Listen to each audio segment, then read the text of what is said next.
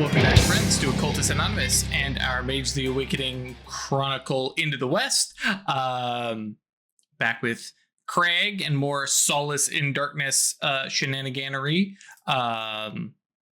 When we left off with Theodosia, had a little chat with Catherine about being an Archmage. But first, thank you to all our supporters who like, comment, subscribe, all that fun stuff, and especially to our patrons who support us monetarily. Thank you to 1D4Con James, Adele, Alis, Alexander, Alsrit, Alu, Bernie, Chris, Doc, Emil, Jeff, George, Catfeathers, Klaus, Meteor V, Bunny, Milo V3, Moku, Mozart D Minor, Nick, Other Guy, Perry, Foog, Polka Dot, Hubris, Puppeteer, Riafio, Shekzar, Starfish, Terran, The Nowhere King, This Is Hype, Thomas, Tom, and Vortex. Thank you all so much for your support. Theodosia talking, really Solace talking with Catherine about being an Archmaster and this new plane of enlightenment, and Catherine kind of going, it's cool. I'm glad you've moved there. I know I might not reach it, but you don't have to keep it a secret, and we can talk about it. I can understand it. It's not something that's just going to fall out of my head. And did you know Valosia was a sleepwalker? Yeah, I asked her. Oh yeah, what a novel not quite that degree, but it was definitely of course. EO did not want to muddy those waters. Yep. And Catherine, of course, had an easy way around that with a little bit of fate and time and observation. And of course, the girl who is raised to be a medium and speak with the dead and has Theodosia as a mother is going to lean towards that sleepwalker direction. So, and I believe you, I think you said you were going to have Catherine let other folks know. Or no, you're telling Valosia that she could go to some people. Yeah. Not necessarily Jules. Yeah. Not necessarily outing her to everybody, but letting her know, hey, Jules is, obviously the sheriff's husband, but, he's also in the know for some of this. Mm-hmm. Very, very important. I didn't have that conversation directly with Valosia, but suggested Catherine might want to push her towards Jules as a kindred spirit, so to speak. Yep. Yeah, and Jules can definitely get her hooked in with the ancillary support squad of the Coven. Because as much as we keep talking about the mages, they are doing other stuff. There is other mysteries that happen in town. You have this many mages of this gnosis and a decade of being here. Things happen, weird things happen, and it's not just the mages going bump in the night. The witches, granting wishes, or at least looking into things at the behest of the townsfolk, but also there's weird stuff out there. I guess it is true, right? Like that much gnosis in such a confined space is going to just attract shit. I mean, and there's a big thing about using your shadow name and keeping that separate. But while your shadow name, and especially your new one, is, not really connected to Theodosia or Catherine or even your home, but the whole town is just riddled with long-term nimbus from 4 mages. And so that, the town is always well watered.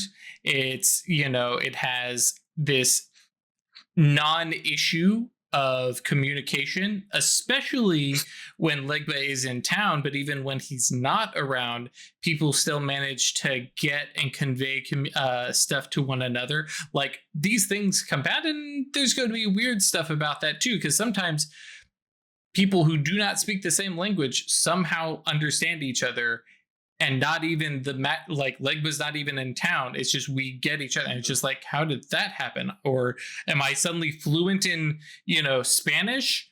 I don't think so, but yeah, weird things happen. Oh God, don't even get me started on that graveyard. The number of ghosts that have been seen or felt, and even when those ghosts aren't even actually there, but it is just a well-supported phenomenon. And we're there every Sunday having a remembrance of everybody that's there. Yep.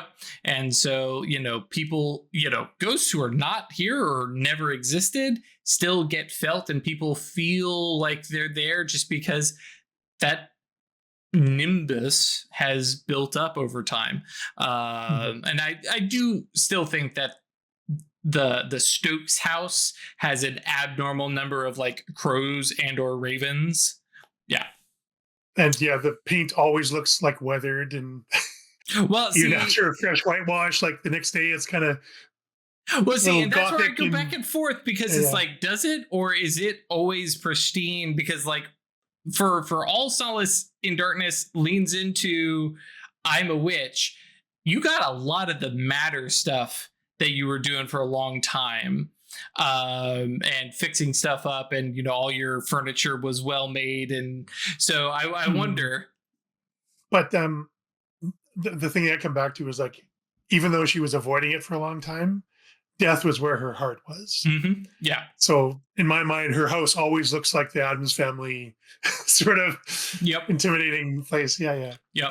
But I think that is probably the big thing for, especially now that it's Solace in Darkness, after the Archmaster, seeking and awakening, is the idea that it is a spooky looking place, but it is very much like the Addams family. It is still comforting and welcoming, and the joke of Adams, Gomez Adams welcoming in any family member, even if it's like, oh, I'm so and so's cousin.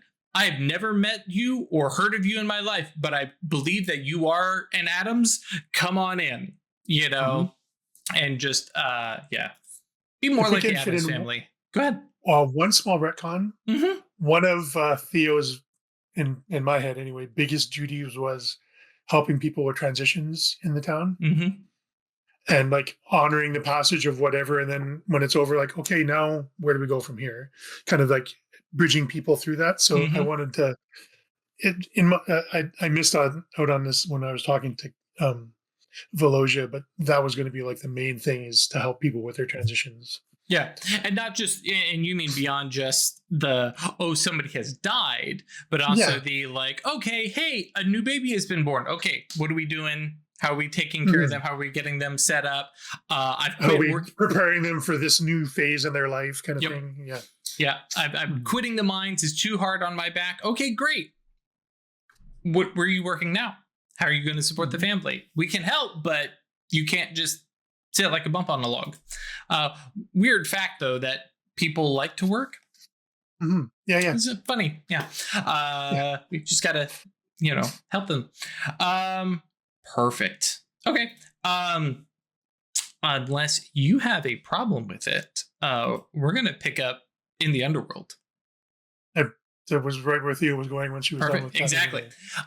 So we pick up. It's the next day. You had time to, get up in the morning, say farewell, and head out into the underworld. Which just one little star there is that this will be the first time Velosia actually sees the new Theo. Yeah, that's true. Because she's not covering up at all. Yeah. Because as I say, last night you approached as Solace in Darkness, but yes, and like in the daylight, not while she's deep asleep or anything like that. Cloaked in her like animated shadow and. Yep. And in my mind, had left via Avernian Gate, summoned there for the moment to just step down into any place you visited before. So basically right back to your castle, your little fortress, because you haven't really explored more than that, and adventuring down into finding the nearest river city, in search for contacts and information. And because in my head, I am thinking of kind of the classic fantasy novel start of the mysterious wizard, mage, witch shows up in town where things are kind of settled and stirs things up a little bit. Now I don't know how obvious or flashy she might make this approach, but that was kind of the vision in my head, flexing a little bit of Theodosia's daemon a little bit. Yeah, I think Theodosia is like she's a fucking necromancer. She doesn't have much to worry about in a river town. Yep. Um, but by the same token, she doesn't want to destabilize an entire region of the underworld. So she'll try to not cause too big waves, but she's there for a mission. Yeah. And if anyone gets in the way of her mission, she'll have to deal with that. But try and make this the smallest ripple she can, but be aware there's going to be ripples. Yeah. An archmage necromancer moving through a town isn't going to. Yeah. Well, and that brings me to the next question. Obviously, you are going to be a living person. By most definitions, Archmasters are a little funny that way. How? Oh my gosh, the spell, for instance, suppress life and suppress aura, could be used to try and give yourself the appearance of being dead, or do you show up? I was thinking of that combined spell when Theo was rampant, where she did like feign death and quicken corpse. Oh yeah, tried to zombify. Did you cast that on Legba? Yeah, I cast that on Legba. Were you thinking of that, or just more suppressing the signs of life in you? That actually might be better, because a zombie wouldn't be walking around in the underworld necessarily. Right. But if I can make myself appear more ghost-like to the denizens, it will cause fewer ripples. So I think we'll do that. Okay. Yeah. So with the cloak, probably as a dress, and more like a cowl, maybe. Oh, of course. What was I thinking? Yeah, absolutely. Yep. And then hiding the signs of power and life. Just very classic. Old wizened, well, not wizened. Old witch comes. Nope, not even old. Witch comes to town. You got a hot witch. Yeah, that's true. Because this is a little bit outdated here, because the gray's out of her hair and stuff like that. Comes to town, but not too much of a ripple. It's that whole got to look into the hood to realize, she kind of looks dead, but she made a pretty corpse. Because a lot, as we step into this river town, a lot of people show signs of their death. Now, some of them clearly died in their sleep. Some strangled in their sleep, but you don't have overall tons of markings, and others have gunshot wounds, especially where this is the West.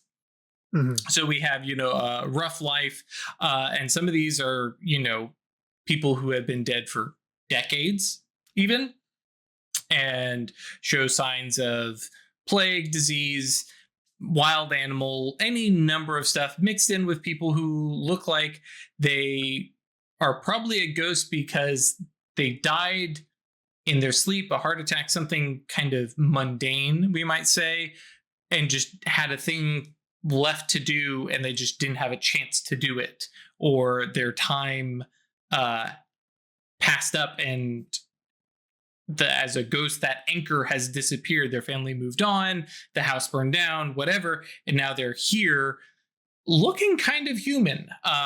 There are, as you kind of move through the throng, I say throng, the population of this river city is probably a couple hundred, so pushing to and probably past Purgatory Bluff, even if you include, I don't know, Purgatory Bluff. This might be now. Actually, and I'm just it's grown quite a bit. Yeah, I'm going to insert this into Theodosia's head, where it's like, oh, this is bigger than Purgatory Bluff, and no, Purgatory, it's a decade. Purgatory Bluff has grown. The mines have shut down, but we've had new people coming in. The farms have expanded. No, this might actually be close to the same size. It's just Purgatory Bluff is spread out much more. This is entirely urban, right? There's not farms out there or anything like that for a river city. And I assume there's like defenses, walls or something. To a degree, or is it more like from uh just like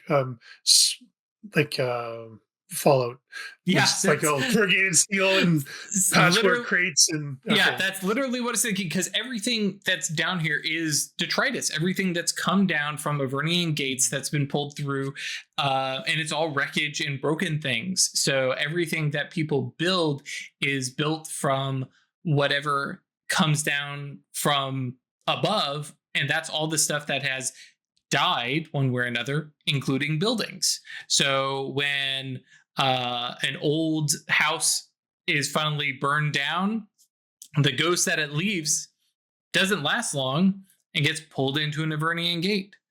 The animals that pass on and leave behind bar guests, if the people ignore them, they get swept down and I was going to ask you about that. Are there like denizen wildlife?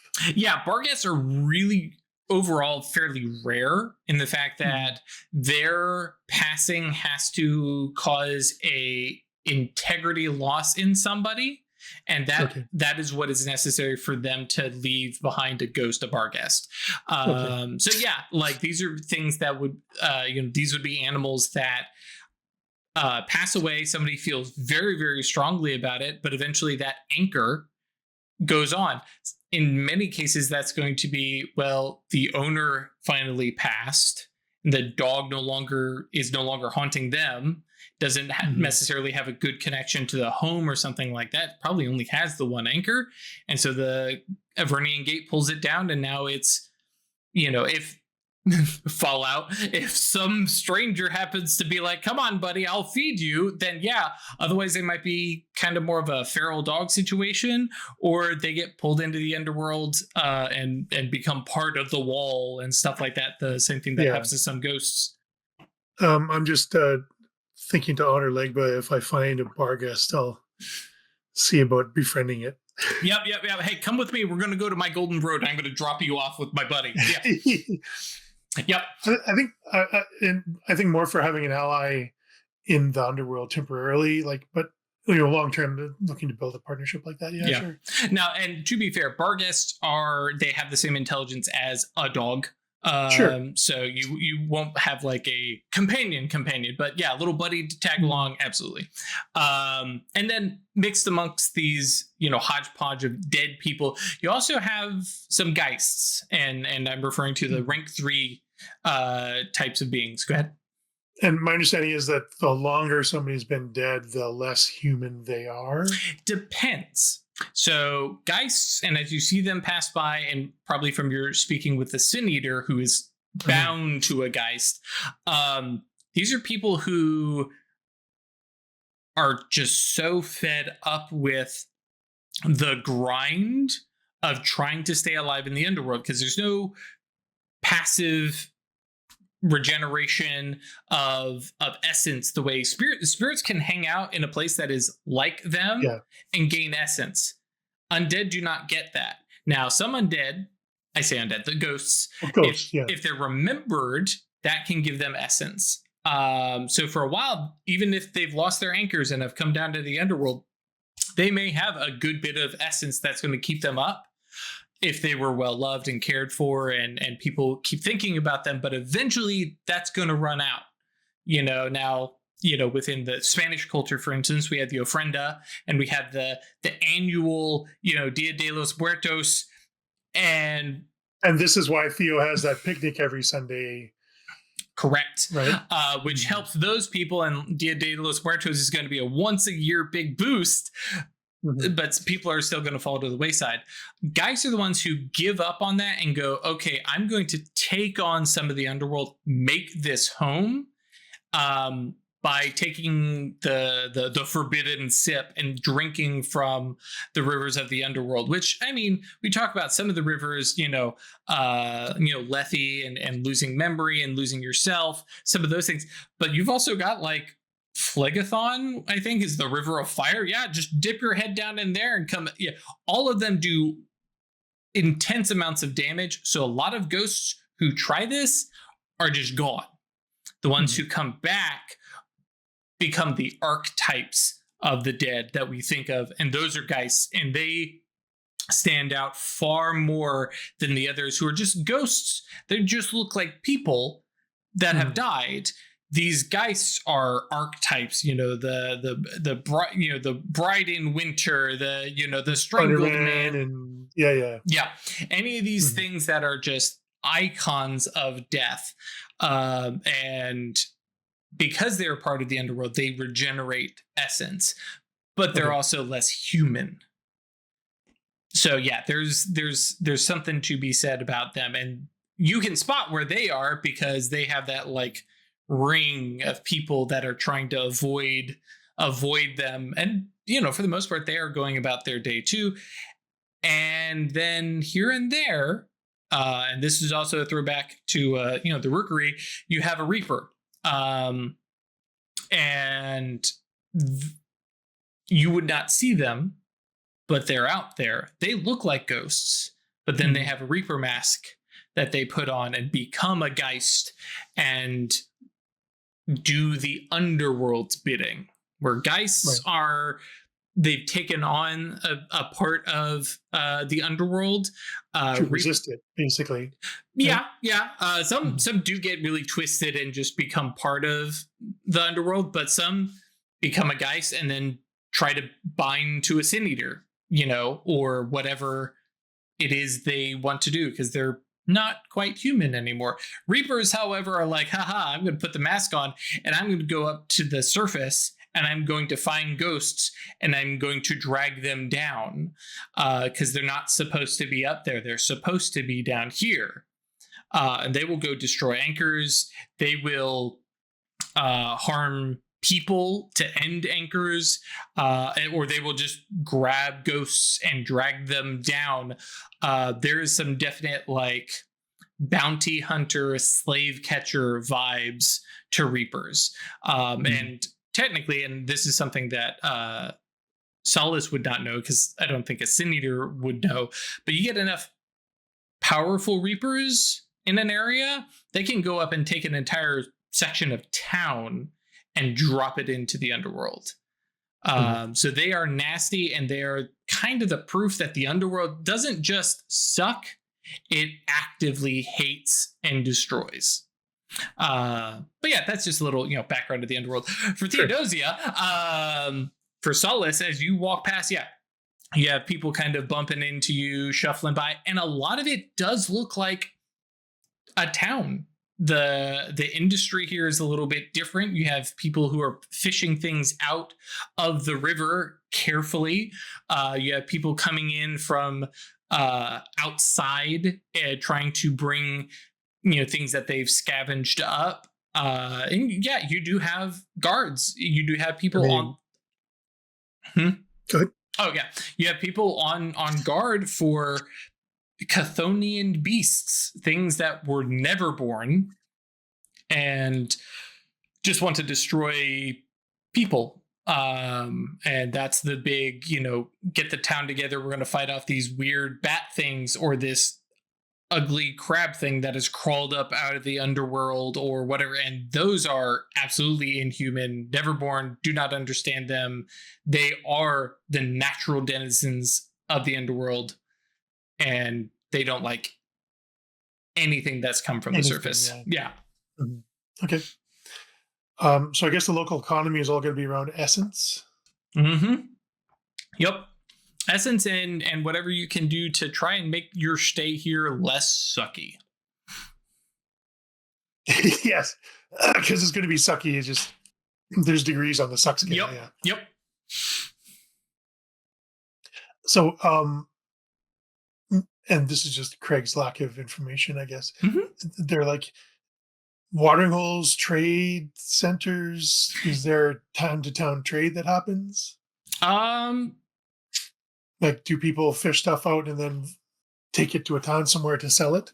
I don't think the travel is worth it, but you might occasionally find some particular thing that you think is worth traveling elsewhere. But I think almost everything is done insularly, because the trek to the next town over is too dangerous. Yeah. And it's like going through the desert. There is no essence to be found there. So you have to do it on whatever you have in the tank.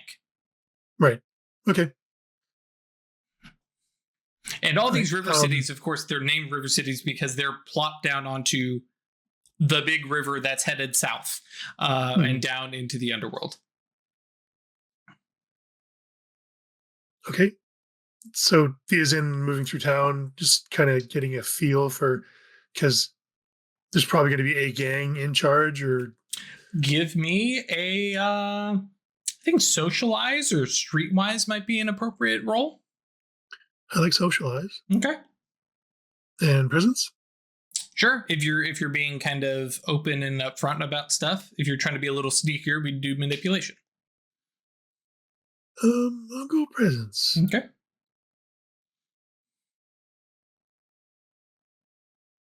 Yep. 4 successes on 6 dice. Wow. Flexing. There is a gang. They don't have a particular name, but there's basically a tribunal that there's 3 folks who, it sounds like they were 3 different groups that were competing for control, and eventually they just got to that status quo stalemate that turned into a series of handshakes and be like, okay, think we're good, and maintain together control of the city. They live fairly well off. There's a large kind of central structure near to the main inflow of where the delta kind of comes together, that they basically squat over. So where most of the stuff comes in, and they basically control the influx of trade or of stuff. Now, people are welcome to leave town and head up and follow any of these little streams and rivulets. It's not a jail or anything, right? It's, yeah. Yep. But they're the ones sitting where most of it will come naturally. They seem to be doing pretty well off with essence, and are willing to trade it out for services. So most everybody here works for them in one capacity or another, just to get that little drop of essence per day that ensures that they get to keep living and they don't start to empty their tank day by day. Because when you're talking about an essence pool of like it's like 15 is kind of average. Let me jump over here to invisible enemies. No, entities, excuse me, that's not enemies. 15 essence would be a rank 2 ghost. So you have 2 weeks, effectively of day-to-day stuff, and that's if you do nothing with your influences, which aren't super great down here, or your Numina. And Numina tends to be one of the big, you can't get it from the underworld kind of trades. So if you have something that is useful, especially something that can, say, affect other ghosts, so like, for instance, ghosts that have the blast Numina and the ability to attack, they're gonna be thugs, excuse me, or pressed into service by a powerful gang or something. Yep. And you have and they have a fairly cushy gig because they have to be kept up with essence, otherwise, hey boss, I can't do anything. Costs essence for me to use this. I can't zap somebody from, Yeah, I can see that being a double-edged sword. Sure, I get my essence, but I have to use it to hurt other people. There may be some that don't appreciate that lifestyle. Yep. Is there a market of any kind, or does the gang control all trade? Oh yeah. Like they're the ones who handle all the imports, we'll say. Right. But then people who live here, they definitely trade amongst themselves. They have people making things from other things. Fallout was a very, very good way to describe this, in the fact that, like, people have stuff. They have materials that are not part of their person. Because you have people and their very essence is the shirt and clothes that they died in. Right. But it would be nice to have a hat, right? It would be nice to have, that furniture. Like, it would be nice to have in my, whatever space is mine, where I can tuck away. Hey, it would be cool to have a cushion. Right. Okay. Well, we can whip together a cushion by, here's this tattered shirt. Let me, strip that down to, so you have this absolute economy and of reuse and recycle, because that's the only thing you have. You're not growing anything. You're not growing crops. You're not growing cotton to, definitely no sheep. So they're basically just their existence as scavengers. Yep. And reuse. On the detritus that falls into the underworld. Yep. And that said, we say detritus, but literally everything eventually dies. So there are definitely days, and I think with 4 successes, people talk about, a town catches fire near one of the Avernian gates that lead down here, and it's a big deal because there's so much stuff. It's a big payday for everybody, because there's not enough people that, I could claim this entire town's worth of junk for myself. Yeah. It kind of reminded of like medieval times, like shipwreck towns that would, make their living basically off of shipwrecks. Yep. It's like, hey, these dummies, they're going to try the shoals again, and everybody's just watching. It's like, are we going to get a payday for these people being dumb? Cool. Yeah.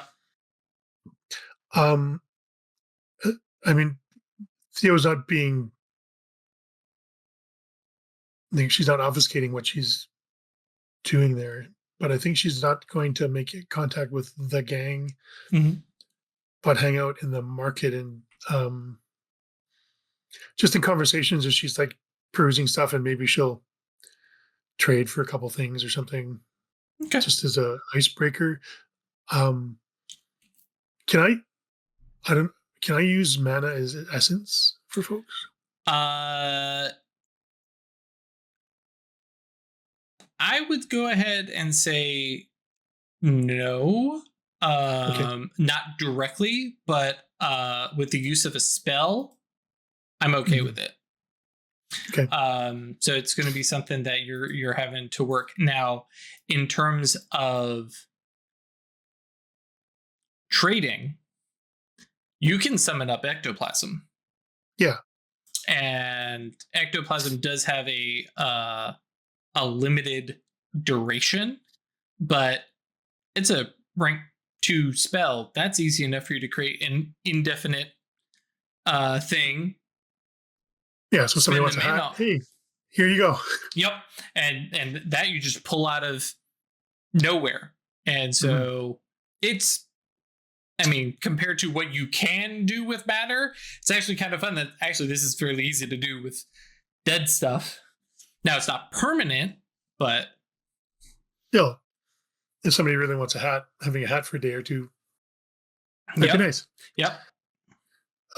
Okay, so I'll do subtle things like that just to sort of try and get a positive impression with the locals. But what she's really after while she's doing all this, you're probably going to want to roll, is to find out if there's anyone who knows, anyone who's traveled.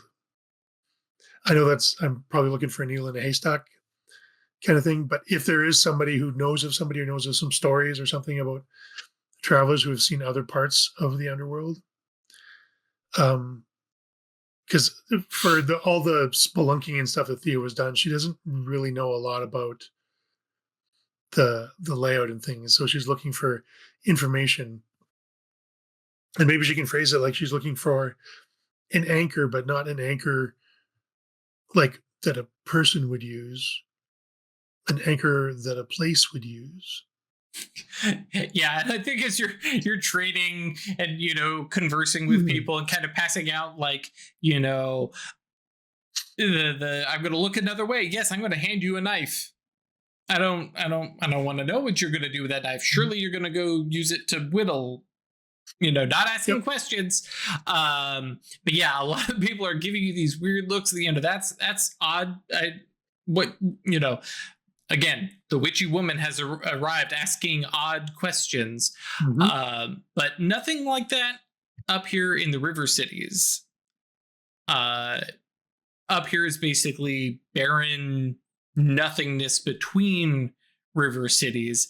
Anything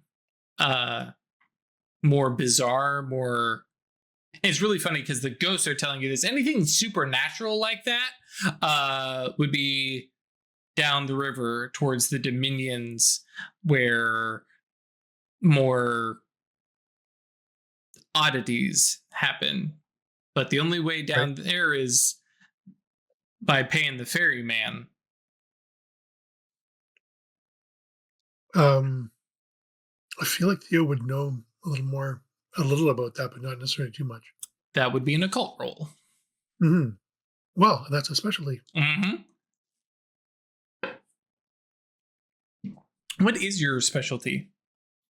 Occult ghosts. Oh yeah. I don't think when Theodosia was made that this would have applied, but at this point, yeah.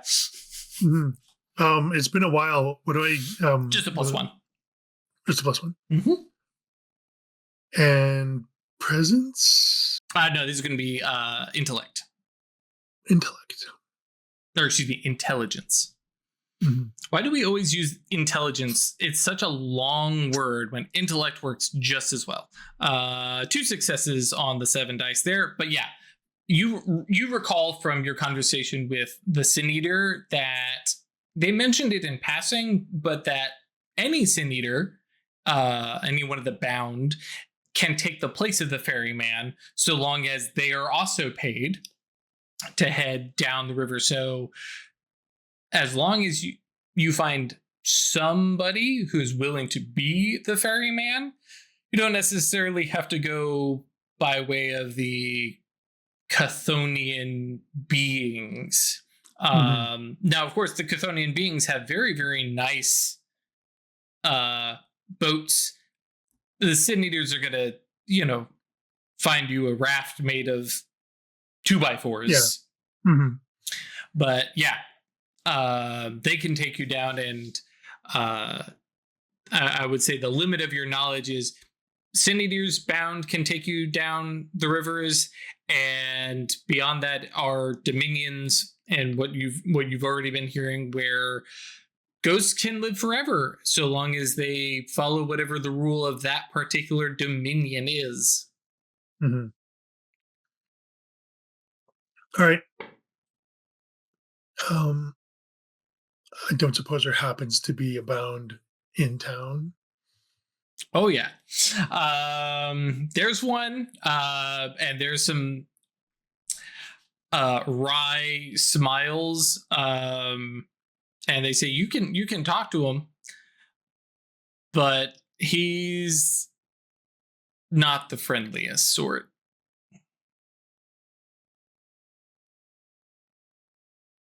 I'm not going to reveal any cards, so I'm just going to say thanks and track down this bound.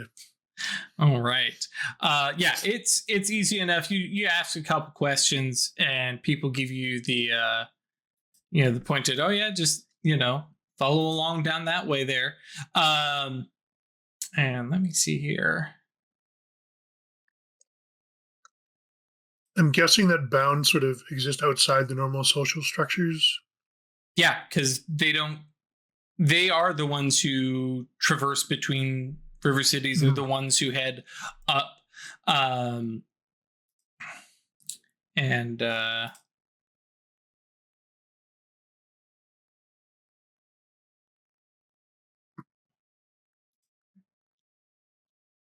I failed at my prep. I should have had 2 tabs of name generators open for this. So you effectively make your way over to, you do make your way over to what is effectively working as kind of a saloon, a watering hole social kind of space. Perfect. I love it. Yep. And it doesn't have the Western saloon vibe. It's definitely got a bit more of a 1400s kind of vibe.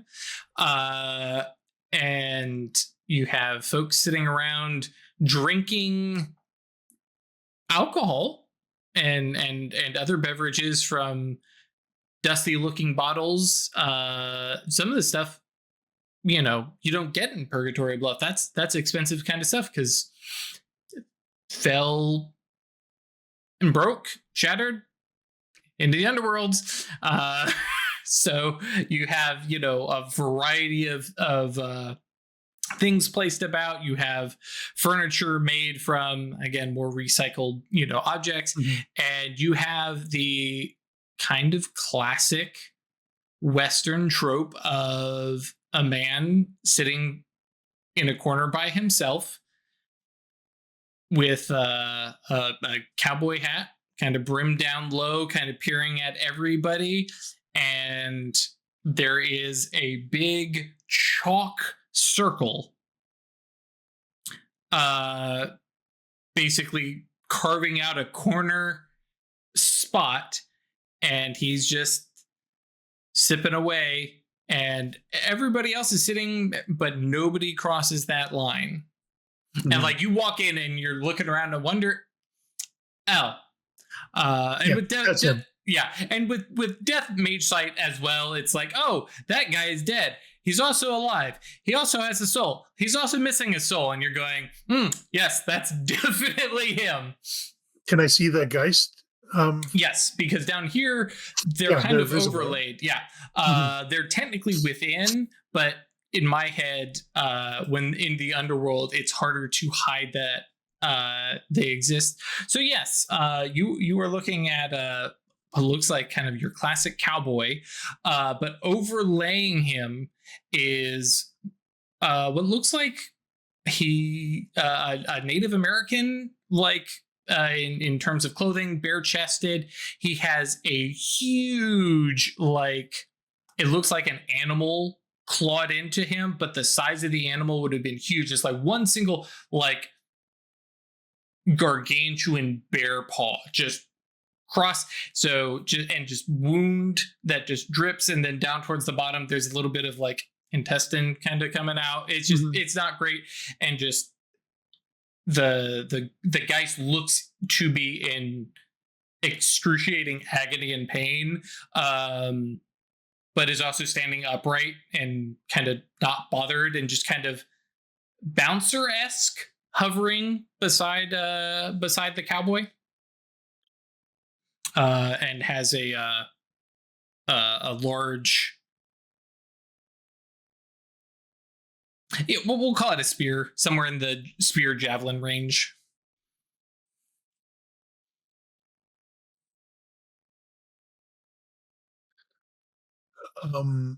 Does he look like that first gate Guardian Geist? Oh, probably not quite that old. Okay. She will approach the circle but stop without breaching it, and wait to be acknowledged, I think. You wait a long minute. Now, you're not acknowledged. You're noticed. The hat tips up. There's a definite looking right at you. The hat tips back down. So that's sufficient for solace. Greetings. If you like, you can call me Kalo. I am wanting to speak to the two of you. The hat tips up a little bit more. Well, tell you the same thing I tell everybody else. My services come at a cost. I'm quite prepared to pay. Kind of looks you up and down, and there's a very unwholesome smile. And he says, "Yeah, I think we can make a deal. Come on into my circle." And Theo will enter and sit down. And you can definitely feel, and I'm sure the mage site probably kind of gave it away, that this is like an anchor. It's very much like the universal anchor that you make. And yeah, even getting to sit in here and just take the load off of the weight of the underworld, got to pay this guy. And he, kind of nods. And, of course, he's got that like the corner seat, and then there's a couple chairs in front of him. Right. And he says, Kalo. You can call me Tom. Nice to meet you, Tom. And who's your friend? Oh, actually, I guess that's true. More appropriately, he probably would say that you can call me Thomas Elliot, or my name is Thomas Elliot, because I don't think he would say, "Oh, just call me Tom." Would be appropriate for the region. But yes, yeah. Thomas Elliot, pleasure to make your acquaintance. Who's your friend?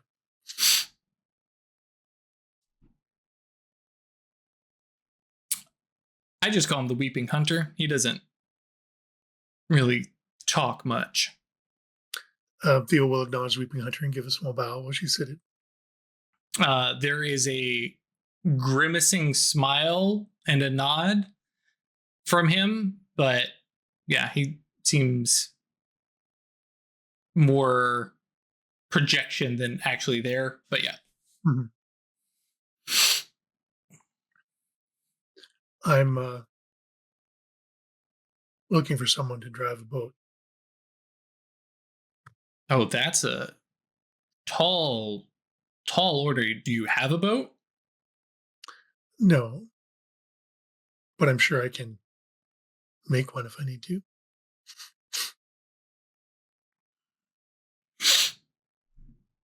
And she says that like, I am sure I can make one if I need to. Right. There's no doubt there. Yeah.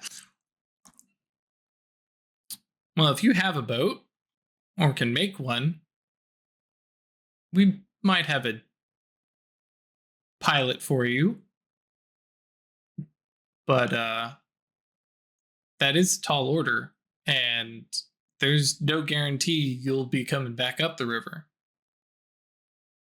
I'm prepared to take that risk. He's kind of put off because ghosts don't usually want to go down the river, and they usually don't have to pay a bound to do it, because they get their 2 coins when they show up here.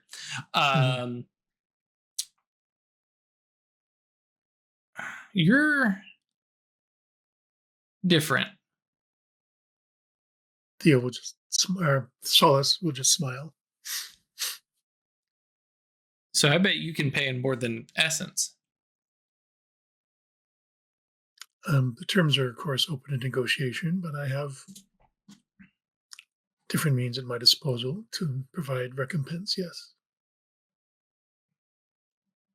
Gives another look up and down Solace. Just so you're aware, like Solace is particular about including both of them in the conversation. Were I not half dead, I might suggest something. But I'm amenable to suggestion. She has striking looks back, doesn't she? Yeah. Yeah.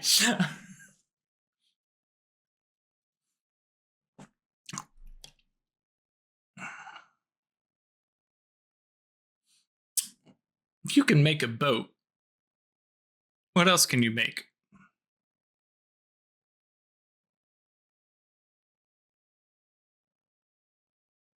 Well, so far I haven't found anything that I couldn't make.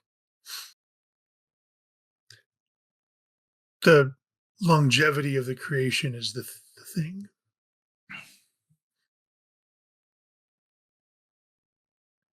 Have you been down to the domains before? And I know Craig messed this up, but I'm playing it up a little bit. Tom kind of smirks. The Dominions, I've been down there a couple times.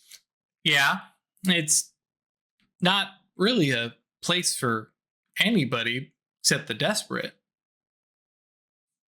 Have you been deeper? There's not much more deeper than the dominions other than the sea. Have you been deeper? Than the sea? No. Have you been to the sea?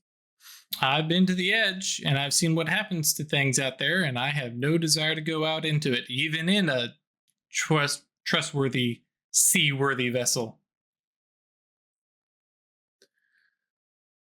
Oh, I have something to look forward to then. He kind of like leans back a little bit and has the like, you are crazy look. I tell you what, can you make a boat that'll last month, 2? I can do that.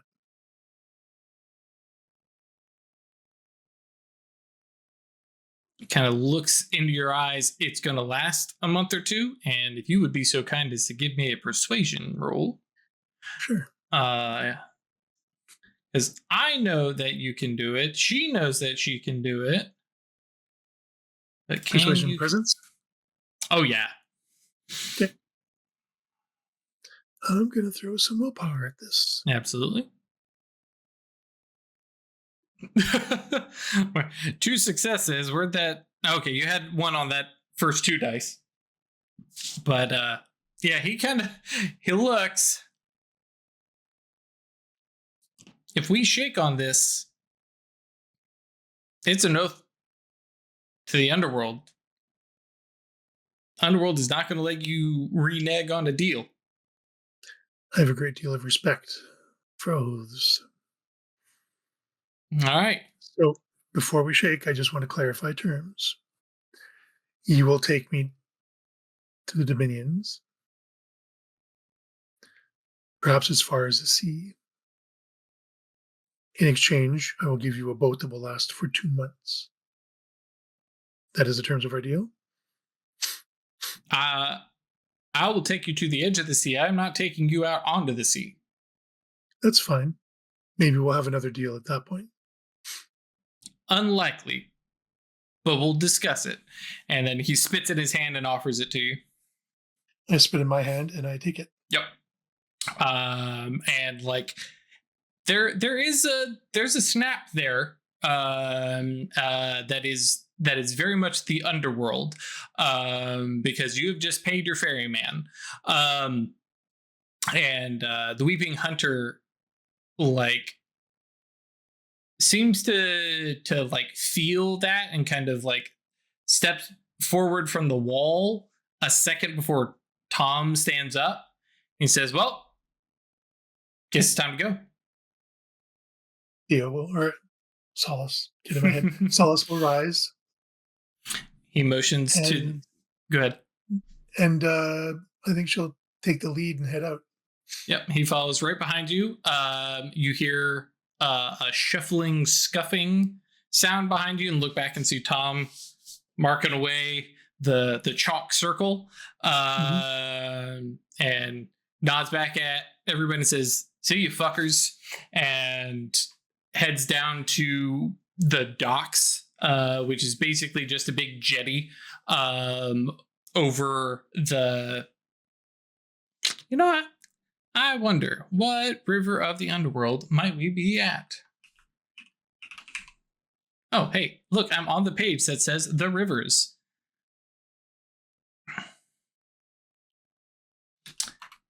Well,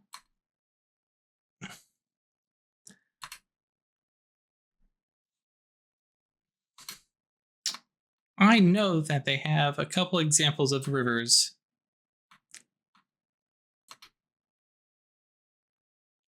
Well, dagnabbit, I guess it might be in one of the other books. Okay, I'm not going to worry about it. Yes. So he follows you out to the docks and then steps up beside you, looking down at the running waters, which previously up above were, little trickles and stuff. Here, this is a solid river. He looks down looks to the side and goes, "Man, I believe this is where you make a boat." My cloak will form into a boat. Oh, okay. So He doesn't get a boat of his own till I get where I'm going. uh, as the storyteller, I appreciate this so much. This is so good. It is rare that a player can manage to bamboozle me and be like, oh no. Okay.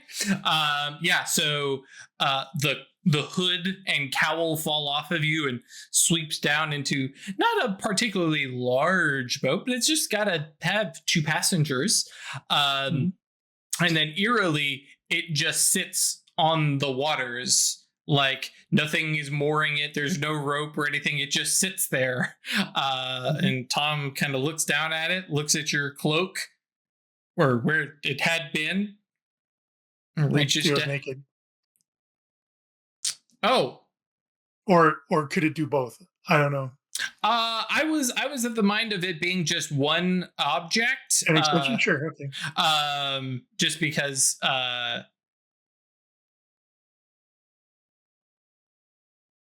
Yeah, I mean it's up to you. I don't care. I mean, and neither does Theo really. She's right. Beyond.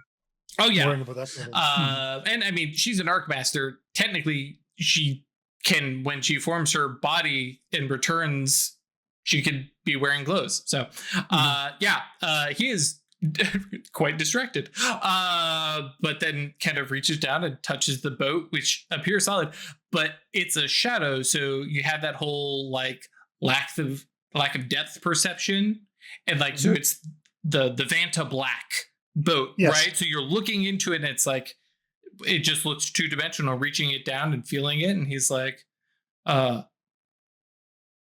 all right then. And then kind of Theo will just climb on board. Yep. Have it sit up in the front. Yep. And he kind of settles down into it, and it's just like it doesn't move. It's just solidly, effectively in the air, partway into the river, and he steps down into it, and then the second foot. All right. Onward we go, and then all of a sudden, it's just drifting downward. And at this point, Theo will say that you'll get a boat of your own when we reach my destination. Yeah. Yeah, I don't know how I feel about this one.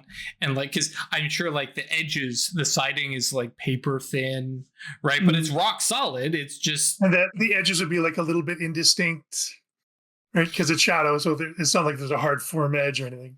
I mean, there always could be, because you do get those shadows. But yeah, I do like your, where it just kind of fades off. And then, but yeah, he stands in the back, kind of gondolier-esque, and prods and pushes at walls and stuff like that. And well,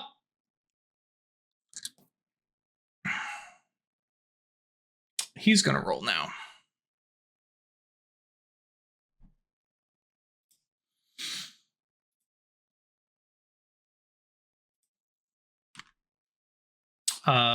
Actually, I guess I should ask, do you chat with him? Because he doesn't, it's very Uber driver kind of thing where he doesn't intend to chat at all. I am absolutely pumping him for as much information as I can possibly get. I'm going to try and find out every dominion that he's been to, the nature of them. I'm looking for clues to anchors. Sure. All right. But I don't necessarily want to tell him that yet. Oh, sure.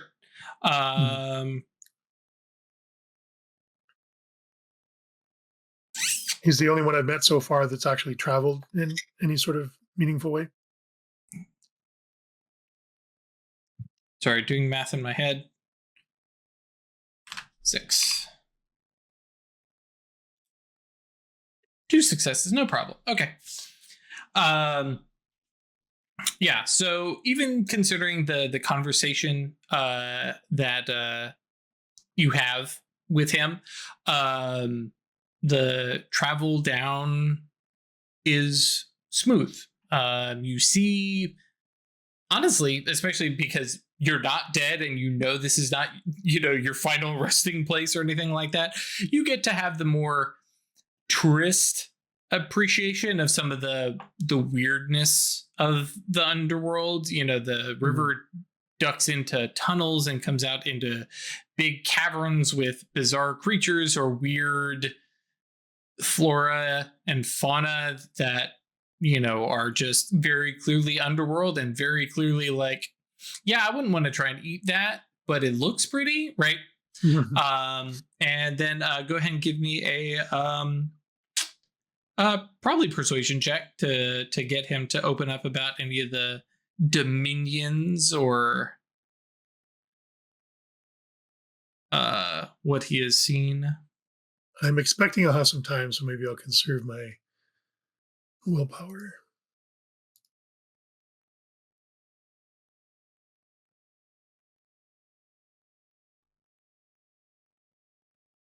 I got 2. Very, very good. That. Yep. Sorry, I was reading over Dominion stuff. And while that conversation is going on, she'll slip in is my appearance making you uncomfortable? No, ma'am. Right. I don't mind it.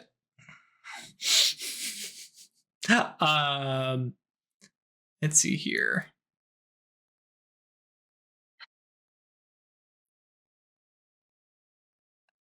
Trying to make sure I remember all the right little bits.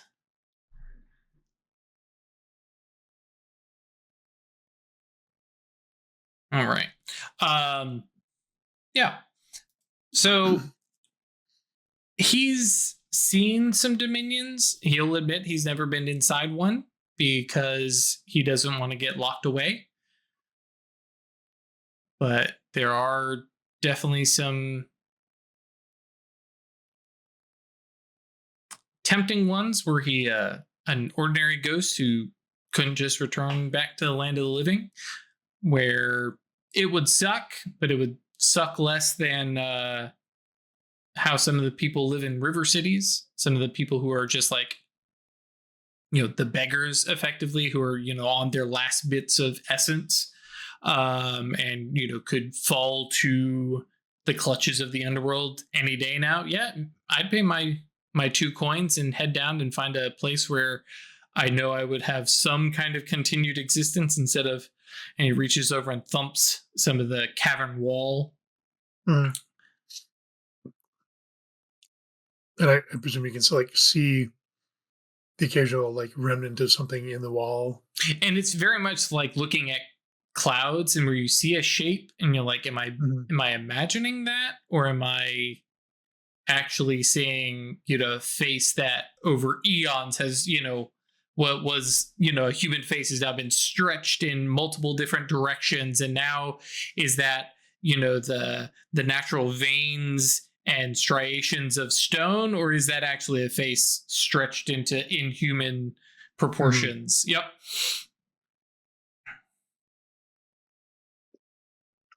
And just a reminder, Theo is including Weeping Hunter as an individual in the conversation.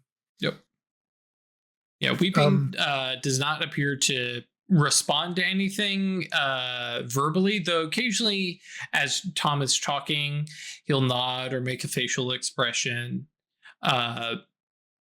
It's clear meta-wise, Craig and I can tell they have a partnership. It's not necessarily a friendship. It's definitely not I think it's called Chronicle. Relationship that some bound can get into, where they basically subsume total control of the Geist. But it's definitely just a business transaction level instead of really knowing each other. Still, Solace is going to respect that Weeping Hunter is still an individual. They're not right. He's definitely not writing them off as inconsequential or whatever. And whether Thomas Elliot, reacts to that or not is immaterial. Right. She's got to do it. Sol has always been like an advocate for the dead, right? To Yep. give them voice. And so she's going to make sure Weeping Hunter is included as an active participant. I do have one question I'm kind of curious about. I know why I'm here. Why are you here? You don't have to be here. Forgive me if I'm prying. I'm just curious. Well, I'm a dead man up top side. I'm a wanted man top side if I weren't dead. Down here, people pay just to sit in my company.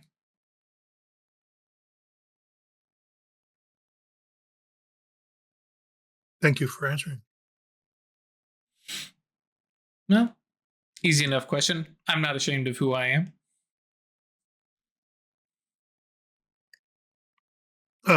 Does he have? I guess I'll roll that up. I'm here searching for something, probably several somethings. They're like anchors, but they're not the kind of anchors that a ghost would use. They're anchors to a place. And like he kind of gives a look, because talking about anchors is, it's a learned thing, right? Even ghosts might not know that they had anchors before they got so you here. know how, but they all know there's an object or something that the ghost keeps being drawn back to. Yep. And if you destroy that, the ghost ends up here. Right, but so, more this. Yeah, so if he doesn't get the terminology, she'll downgrade. Oh, no. He gets the term. Oh, okay. And he's looking at it, it's the shibboleth, right? It's the term that only some people are going to know. And so he gives that other look because, already you aren't acting like a normal ghost. And now you're asking about anchors. You definitely don't look like you're dead, even though you have suppressed life going. And it's like, yeah, well, no, there's not many anchors down here other than me, Otherbound. I think if there was anchors just laying about, people would have noticed. Oh, this wouldn't be just laying about. These anchors would be protected or hidden. And they're not anchors like a ghost would use, but if you can think of anchors that a place would use. You down here, you've seen ghosts of buildings and things like that show up, right? So this would be kind of like an anchor that a building might use, but bigger.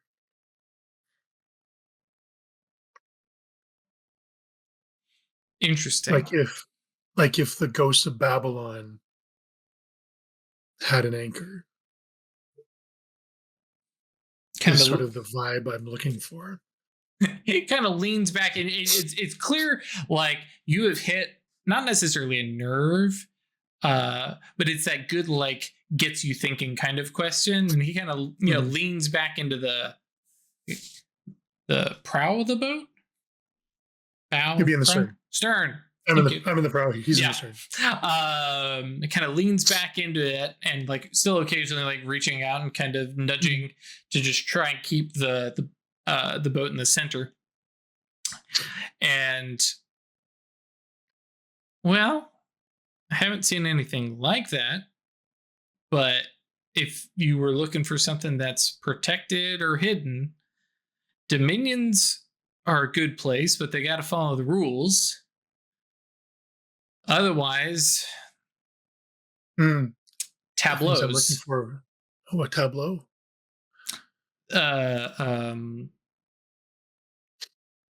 Dead stories being played out again and again and again. They litter all the underworld. Some of the dangers of crossing between river cities, and they tend to drag their way down even out into the ocean before finally. Sorry, podcast folks, he makes little hand wiggly motions of stuff dissolving. Tableau. Repeating again and again, like clockwork, you might say. Oh, well, I guess clockwork does do that, but no, just like a story, like going to a play and you sit and watch the start of it all the way to the end of it. And 3 hours later, those actors are doing the same story.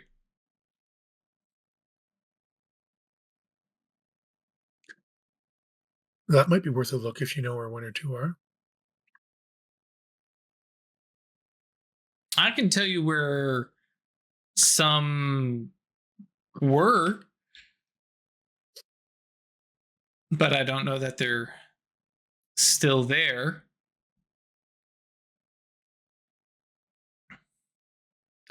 I'm going to follow a hunch. Let's check out one or two of them and see if they're still there.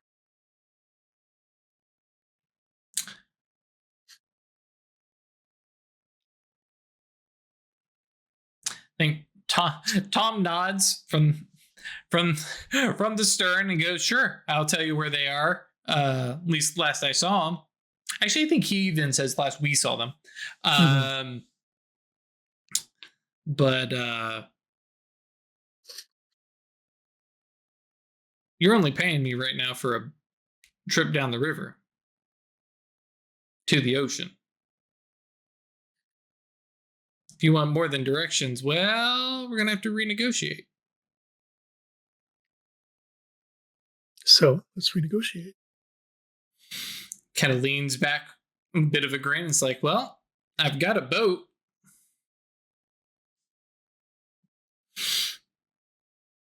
I don't know that I'm going to be attached. And he's looking at the boat like it's going to be his. I don't know that I'm going to be attached to this boat work for more than 2 months.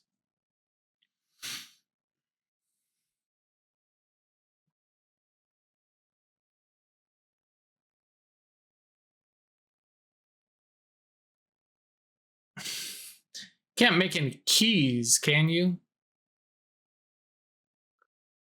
Solas suppresses a smile. That depends. Keys to what? Like, this is the first time you hear anything from the Weeping Hunter. And so it makes Tom even start a little bit, and it's just very low, kind of throaty chuckle. And Tom kind of regains his composure. Yeah. Keys to Weeping. Keys to the underworld. To Avernian Gates. I thought you were a learned woman. I'm not sure now. I'm learned enough to know that there are a myriad different kinds of keys to open a myriad different sorts of things. But keys to Avernian Gates, I can do.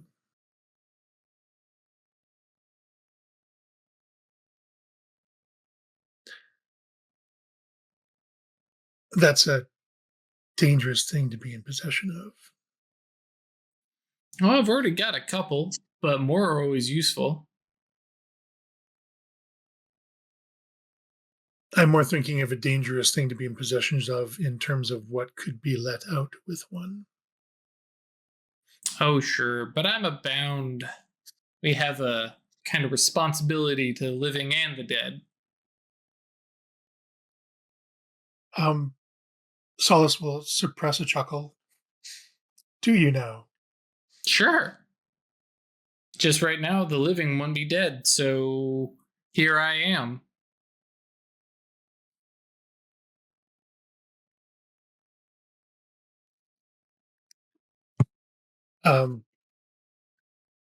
Keys are valuable. Yeah. as valuable as the thing that they are opening the lock of. I can make you some keys to gates, but I think I'll need a more extended and flexible guide work from you for that.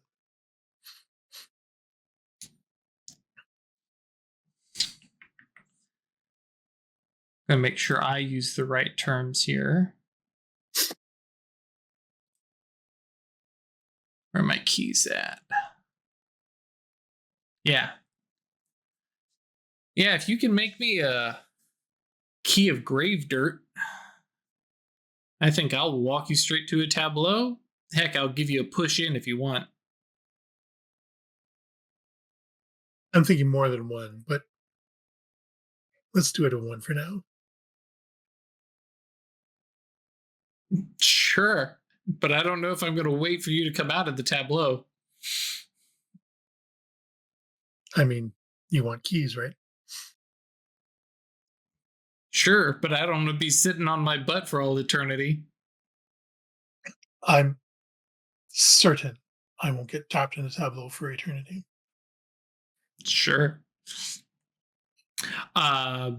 Now, I am going to tell you, he's talking about the Geist keys. And I know it's been a minute since you and I played Geist with Jesse running it. Do you remember the keys we're talking about? Vaguely, but very vaguely. Yeah, they basically allow a ghost or a Geist to use some of their powers. And if it's attuned appropriately for their use, they get to use it for free. They get plasm back. It's a very, very useful tool. It's not literally a physical key. It'll be something that represents it. But okay, just making sure we're on the same page. That is probably going to be a quintessence kind of working.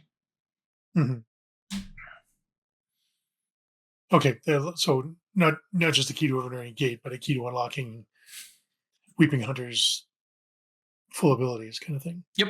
And technically they can be used to open Avernian gates. Sure. If they're the that's sort of a side effect. That's not their main purpose. Correct. Yeah. The Sin Eaters prefer them for the other uses that they have. Yeah. So I'm thinking that I can probably get some quintessence from a tableau is sort of my initial thought. So that should be doable.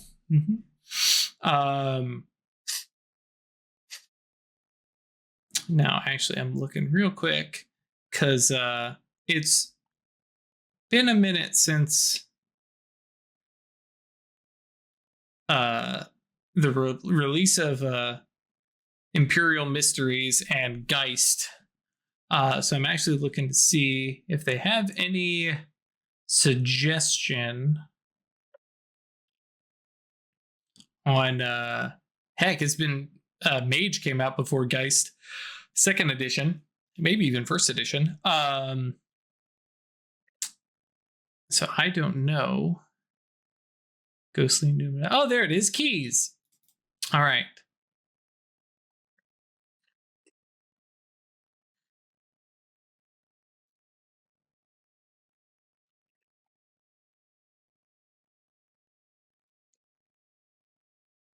Well,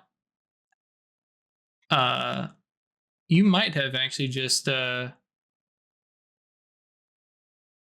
signed a check you can't cash just yet. The creation or alteration of keys might actually be entities. Let me see if we could.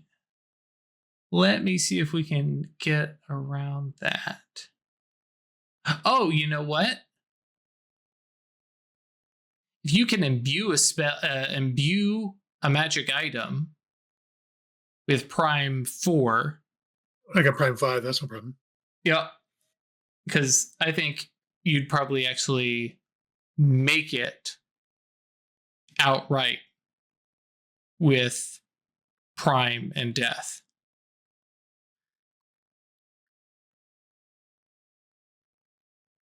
Because this is specifically altering templates, disciplines, keys, not necessarily creating one.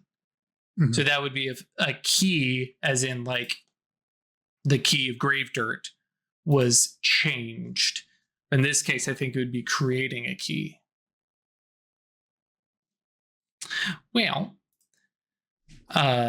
dear friends at home, let me remind you that if you plan to play Chronicles of Darkness and include any other of the splats, I highly recommend picking up Chronicles of Darkness's Player's Guide to the Contagion Chronicle, which has some really, really useful stuff in handling magic from one side to the other. Yeah. Mm-hmm.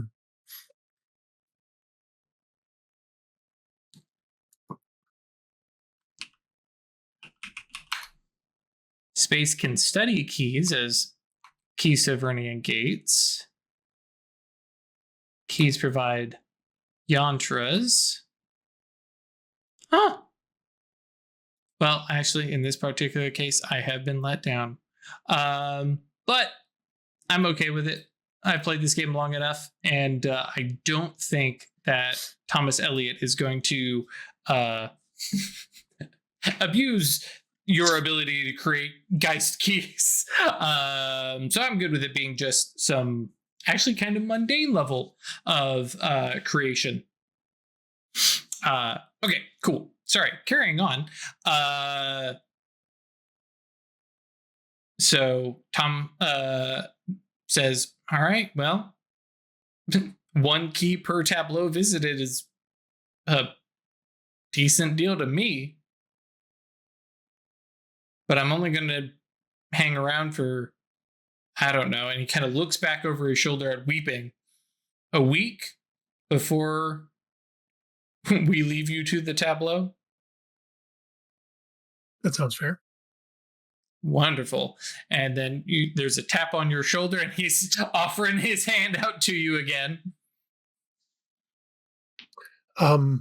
Before I accept the deal, how confident am I that I would be able to, if not create one outright, that I could duplicate one of his keys with like Words of Truth or something? And like creating one between honestly Death, Matter, and Prime, all 3 of which, if I remember correctly, you got. Oh yeah, you don't have Matter 5.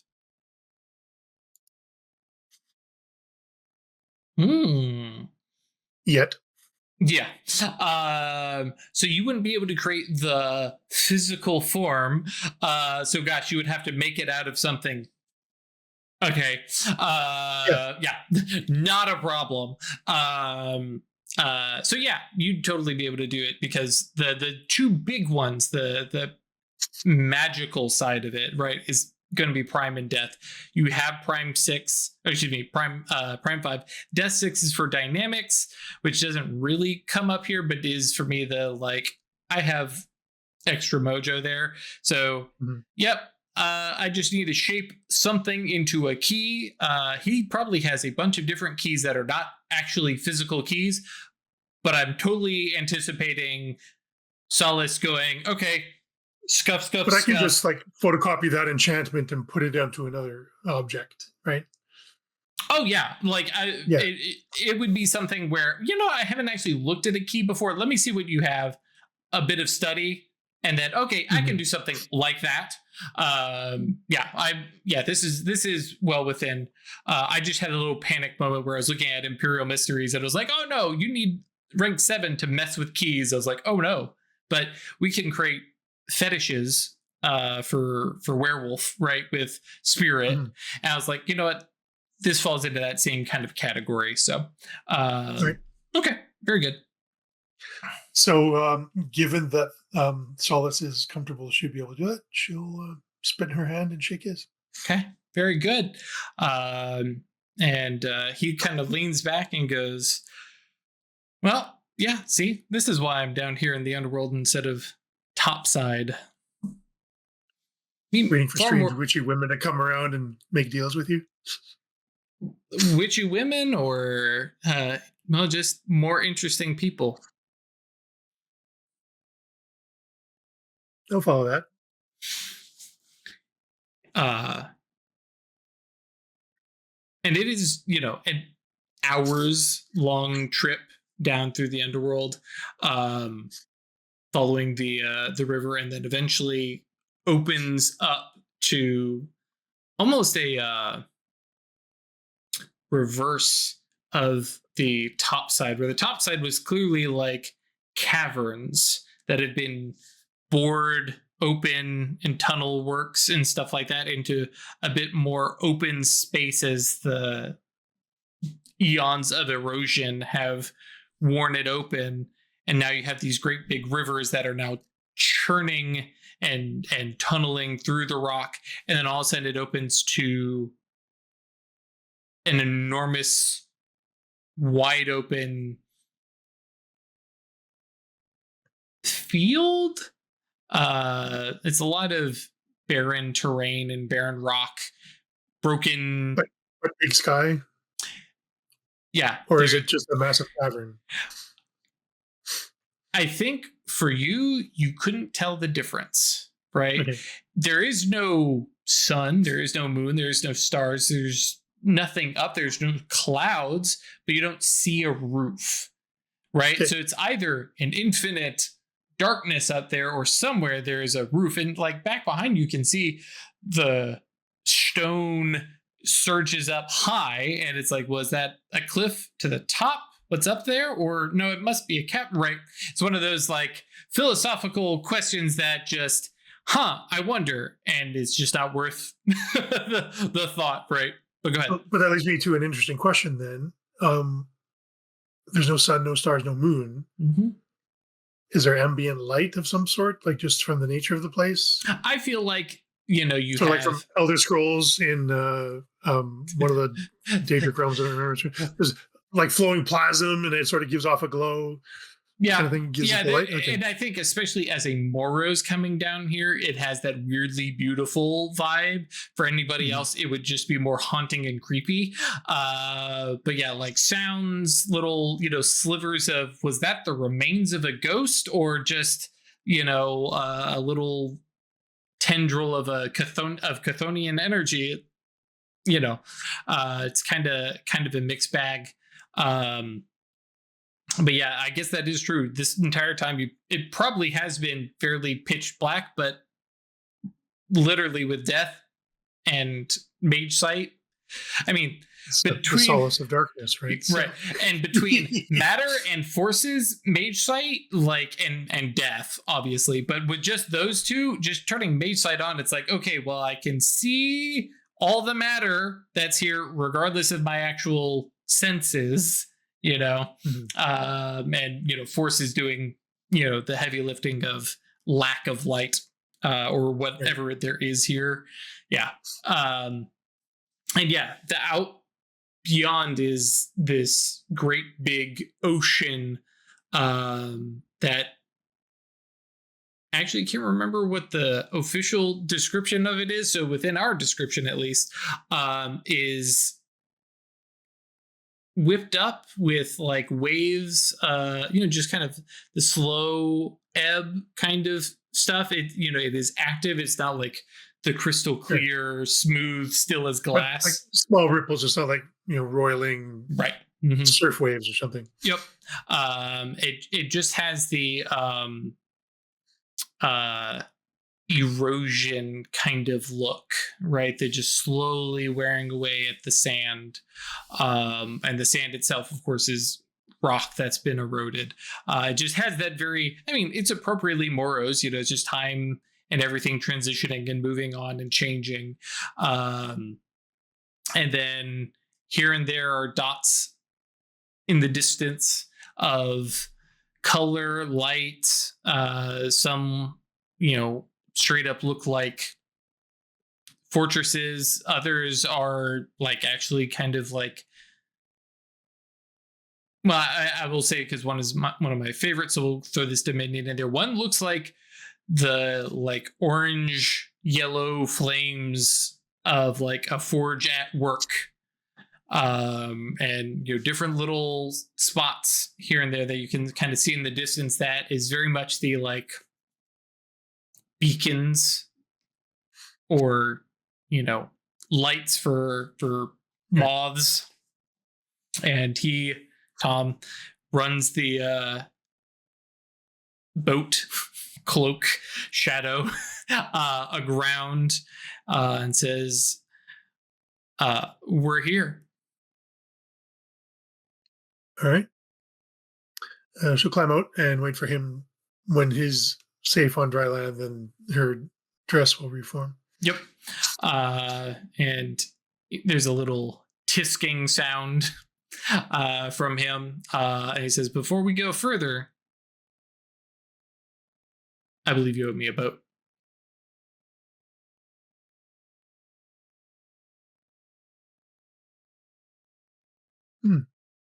True.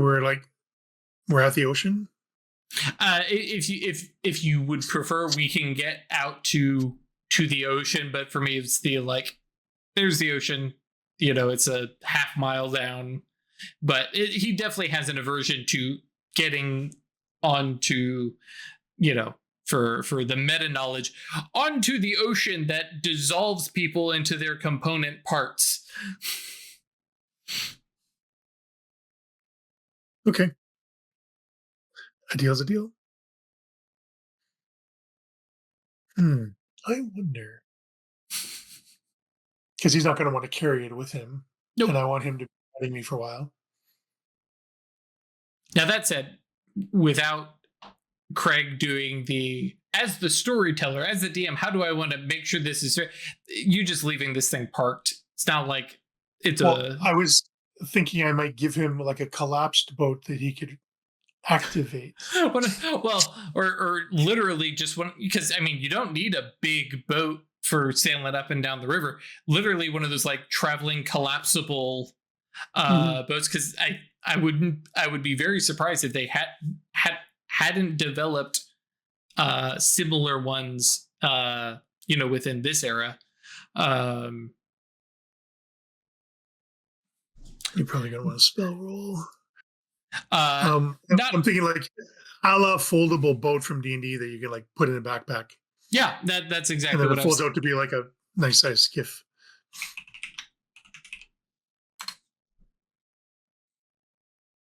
Not exactly in the deal, but she's willing to be generous and give him the convenience, leaning into my virtue. Mm-hmm.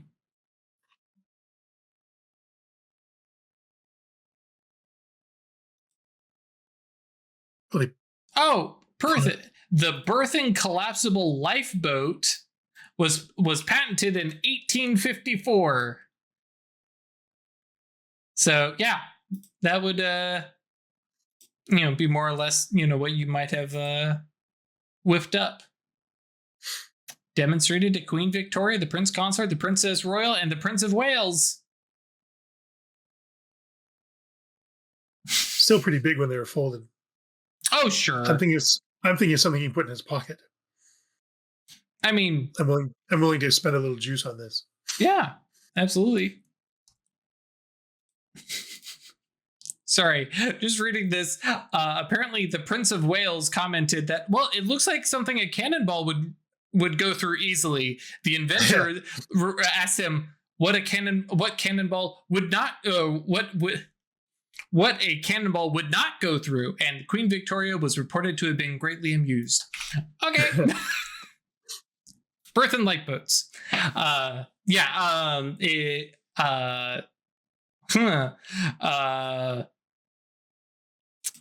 the problem here is...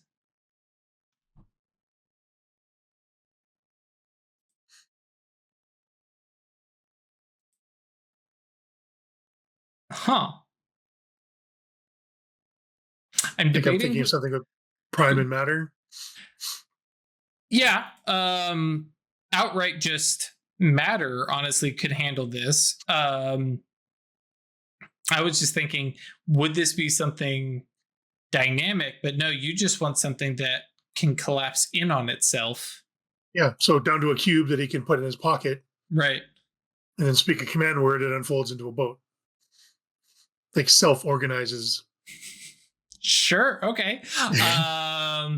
Yeah. So literal imbued object. Yeah. Sure, I like it. I love, like, for other mages, an imbuement, is this lengthy process, and you wind up for it, and Solace in Darkness is going to be like, just here on the shore of one of the rivers of the underworld, I'm just going to slap this together real fast. That's literally just going to be Gnosis plus Prime is what you'll be rolling. The thing that I was trying to work out is how much mana you would have to spend, because it's going to be equal to the Arcana used in the spell.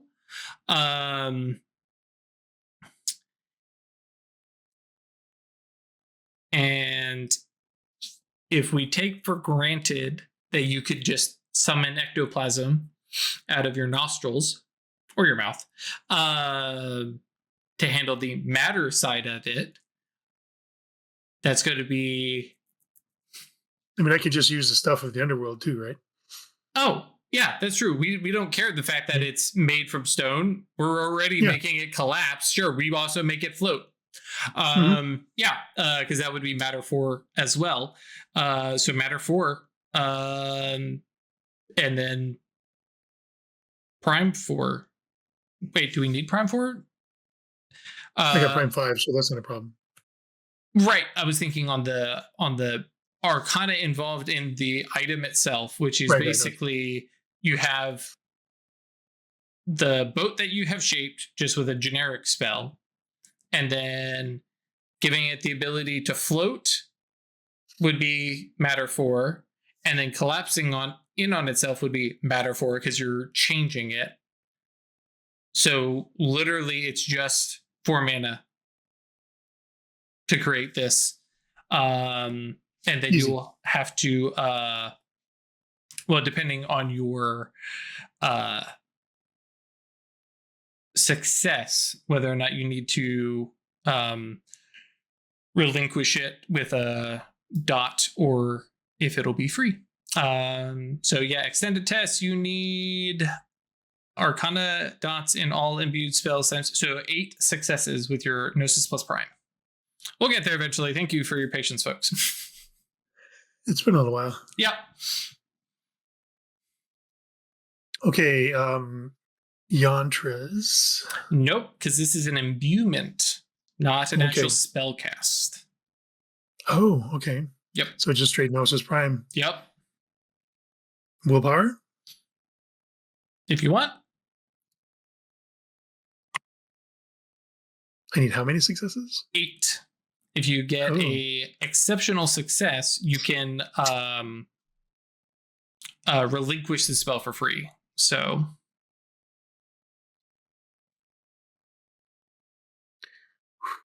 I mean, you had a lot of Gnosis to begin with for this. My sheet only shows 6, unless I haven't updated it or something. No, but it's 6 plus 5, so you're already rolling 11 to begin with. 7. So not quite there, because you need 8. Hopefully you get 5 or more to make this easy on the relinquish. Otherwise, you're going to cost you a little more willpower. Okay. What's next? You need 8 successes. Okay. Oh, so I'm doing it longer. Yes, correct. Yeah, okay. That's the part I was missing. Yep. I guess that's true. Ash and Jesse have been the imbue folks. I don't think you've ever imbued anything. So, okay, yeah, just one more. Not on screen anyway. That's true. Okay, well, there's your 8 successes. Unfortunately, you didn't get an exceptional success in the last one, which means you need to relinquish this out of your spell control. Or just keep the duration at 2 months. Well... Oh, no, because I would still have it in my spell control. Now, that said, if you want to hang on to it for the 2 months, you're welcome to. Now, that said, because you can keep it at your spell control, which means that you can intentionally reduce things and change the effects of spells. So if he's bothered you, you can decide to remove the floating aspect of this boat. But yeah, otherwise, you can unsafely relinquish it with just a willpower point, not a whole dot, because down here, kind of unlikely that any sleepers are going to see it and cause it to go awry. Yeah. If there's a sleeper down here, that's a whole other thing. That's a whole other thing. Yep. This is not even going to be on their radar. Nope. Okay, I will unsafely relinquish. Gotcha. Yeah, I was trying to. Yeah, you can unsafely relinquish down here. I'm pretty sure. So very good. If a mortal comes down here, like a sleeping mortal comes down here, like they're not going to be around for very long anyway. No, they would be devoured by something. Very good. So you're like, okay, sure, and effectively scoop up. Just reach in and grab a hunk of the earth, and it just comes off in my hand. Yep. Speak some words, and it's okay. Luntra. We'll turn this into a boat. Cast. We'll collapse it back into a cube for you. And he's looking at you, and it finally clicks that you are not a bound running around missing your Geist. Mm-hmm. Like, this is something just so far out from Sin Eater territory. He takes the cube, looks at it, and like looks around it over at you. Lintra. Cost. Yeah, I heard you. Try it. And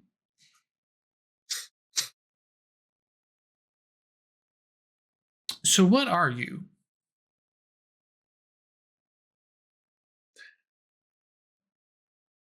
I'm trying to decide how to handle this.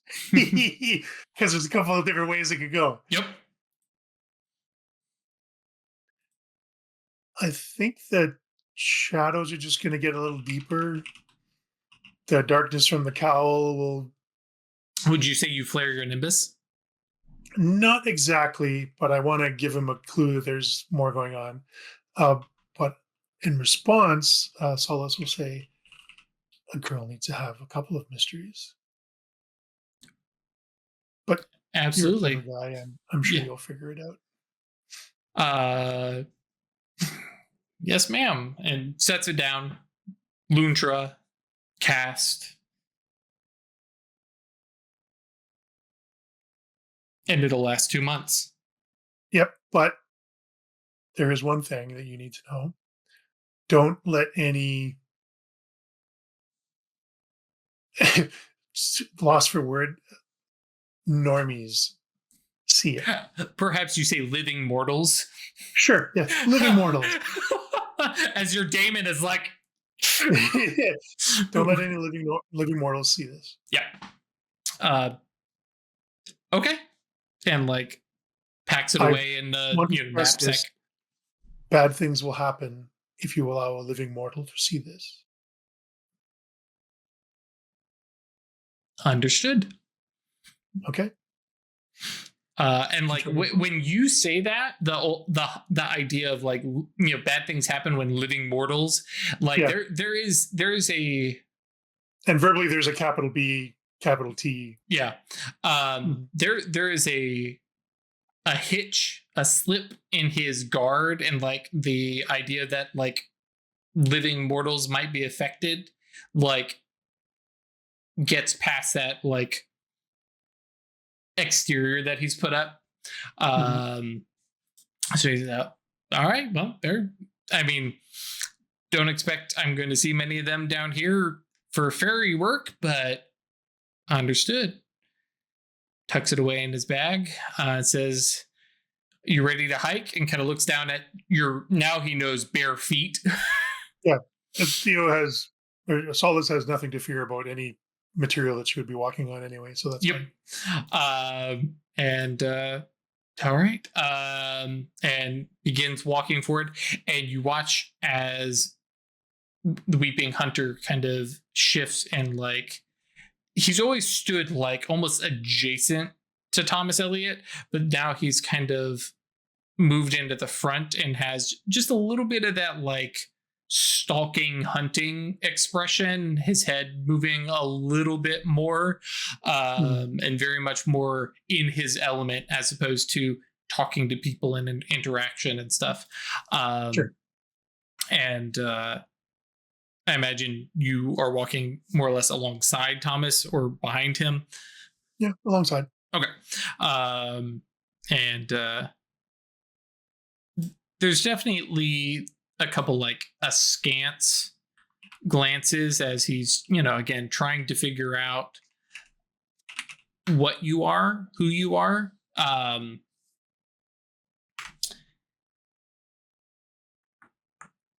we go. Had to find my tableaus.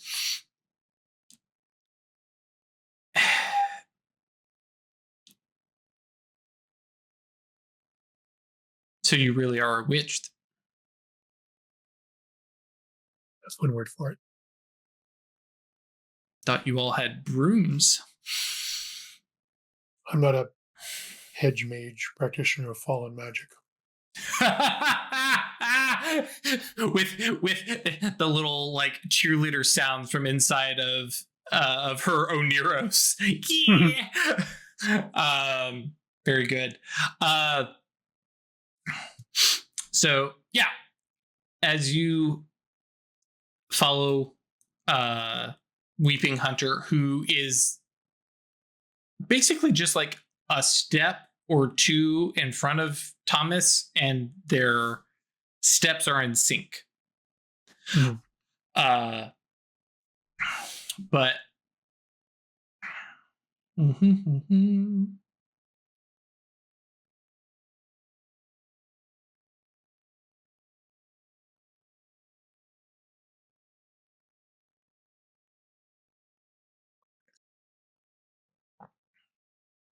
so I wanted to reread and make sure I was trying to be close to what the Geist book has for tableaus. I mean, I don't know from nothing, so right, exactly. It's all good to me.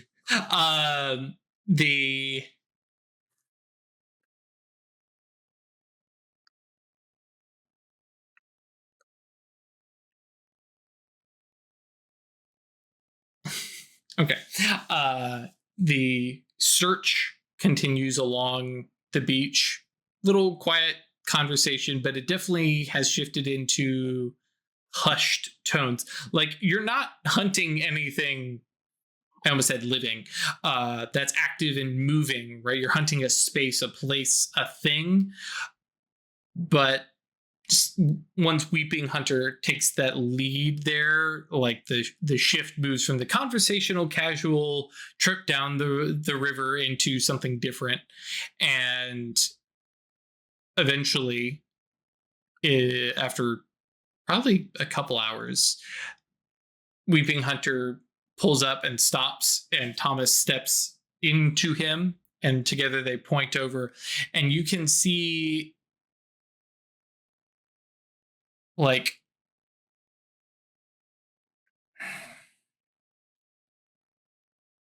well, it's a home. Very, very obviously a home. Thatched roof, European-esque, probably modern, for the time period, just very like, low country or, something like that.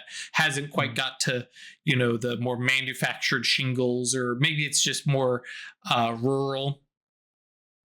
And there is the sounds of shouting and a door thrown open and bodies falling to the ground, tumbling, fist fight, more shouts, a woman coming out holding her belly, that definitely is, couple months pregnant, and there's a couple heavy blows laid into one of the men tussling, and then a flash of steel, and then blood, and then sobbing, crying, anguish, and then it kind of fades, and the house remains. The people, the ghosts, the entities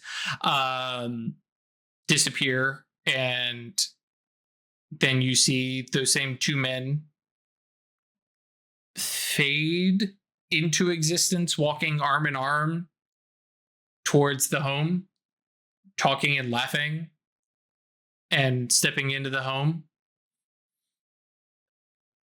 and very quickly realize that you saw the end of something and now are seeing it begin again.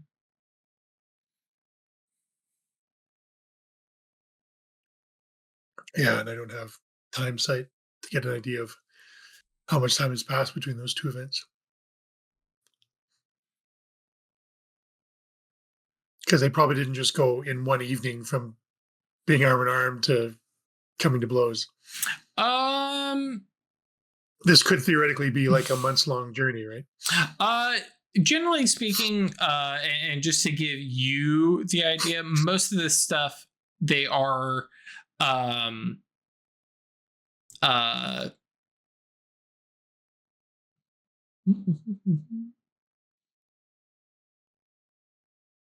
actually, yeah, the stories play out again and again. So very well that it, you don't know. But I'm not really. No, I should keep an open mind because the anchor might be in the story if this happens to be one. And anchors are metaphysical, right? That and behold the issue that the Solace has. She doesn't know what these anchors are. She doesn't know what they look like. And if they're in tableaus, who's to say it's even in this tableau? I know that there's a theme of suffering. Not always. To at least some of the gears. And this does seem like a tableau that has some suffering in it. To be fair, we are in the underworld, so yeah. So and to my mind, that because there's different emotions and different feelings associated with different parts of the machine. Mm-hmm. So Craig's thinking is that there's going to be different types of anchors based on the resonance or whatever. Mm-hmm. So the underworld is a good place to find suffering in linkages. Because the whole place is built for suffering. Oh, yeah. Underworld sucks. Mm-hmm. Okay. Is this like the astral where I can enter without being caught up in it, or am I going to be caught up in it if I enter? Or do I not know? You can roll occult, or sure. You can try and prod Thomas for information. I'll start there. Okay. Presence, persuasion, or socialize? This is going to be persuasion, maybe empathy, or obviously intimidate. Socialize is more for like fitting in. Sure. So I'll do persuasion.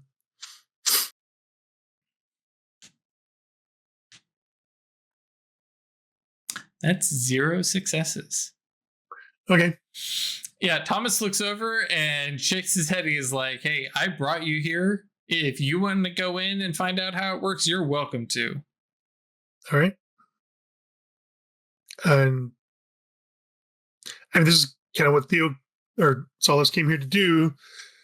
She'll enter with the, and I don't know if this is an option, but she's going to have the intent to stay separate. Sure. Okay. And I don't know if that's going to work or not, but sure. It's good to have intent, and at least on the storyteller side, so I know what you want, whether or not you get it. But no, in this particular case, you do actually get that. I will let Craig know just for meta knowledge. Breaking tableaus requires breaking the cycle. And in order to do that, you have to take on a role, and that usually means getting an anchor or memento that represents that role in the story. But yes, for Solace, you step in and basically follow the two men into the home. And the home was clearly a friendly place. It's not quite a public house. It looks like the kind of house that is very popular where everybody meets. It's a little bit larger than like typical, like this was like a mayor or an alderman's home or something like that. It's a bit larger. There's room for people. People are sitting around and sitting on the floor, sitting next to the fire. It's very probably like medieval, pre-medieval kind of Dark Ages era. Just looking at some, actually, I'm talking to Theodosia, textiles, and looking at some of that stuff that she's looked at now.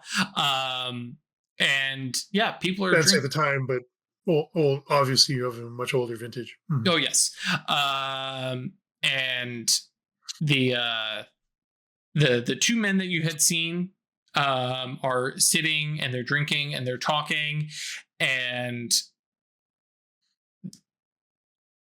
this is a tableau, so there's not like people associated with this, right? It's roles, and the words are kind of a blend. You hear one man speak, and it's a hodgepodge of hunting was good, hunting was bad, weather is good, weather is bad. Very like sort of simultaneously.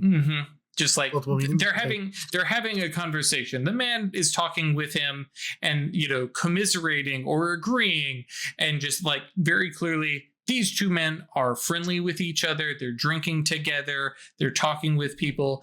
And then the pregnant woman comes over and is leaning and talking to one man. And the other man looks up at her with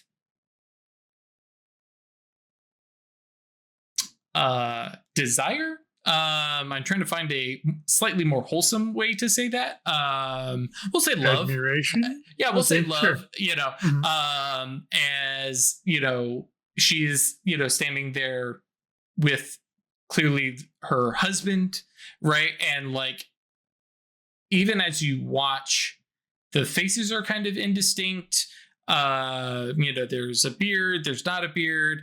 Like, it's just these roles. Actually, to make it more clear just visually, yeah, they have a Sims-esque, here's their face now. It's not the same one that you just watched fight, but you'd recognize them as the same men. We'll say it that way. And there's conversation, and we'll say married man, the husband, is talking, and then time seems to kind of blur, and the fire dies down. There's people asleep on the floor. The men are clearly deeper in their cups. And the woman also appears to have had a little bit to drink and leans over and kisses the wrong man. And it is very much a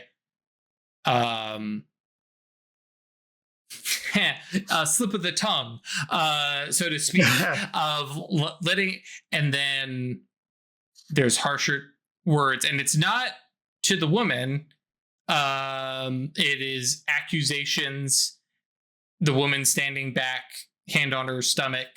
There's pointing at her stomach from the husband. They both stand up, they push, they shove. Fists are thrown, stumbling, out the front door, stab.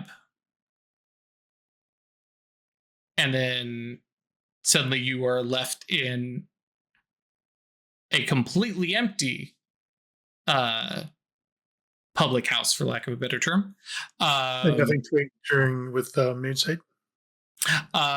So using Mage Sight, actually, let's go ahead and roll Gnosis plus whatever Mage Sight you're using. Obviously, you can turn them all on, but what lens are you actively using? Truth. Prime. Yeah. Okay. Yeah. So Gnosis plus Prime, please. Is that a good choice? Sure.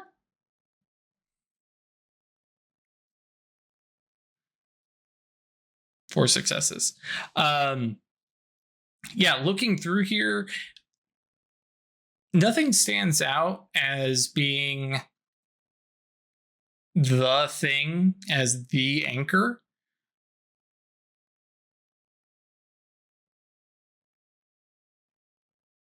But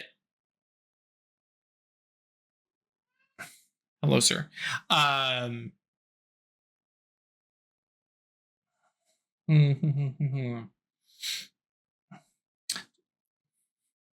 Folks at home know the struggle I'm dealing with because there's certain things that are tied to the anchors. So I have a fallback plan if nothing comes out. Yeah, I'm trying to think. Well, actually, I will give you this. You do not see anything. But you pick up that this place is connected, we'll say, to lots of people.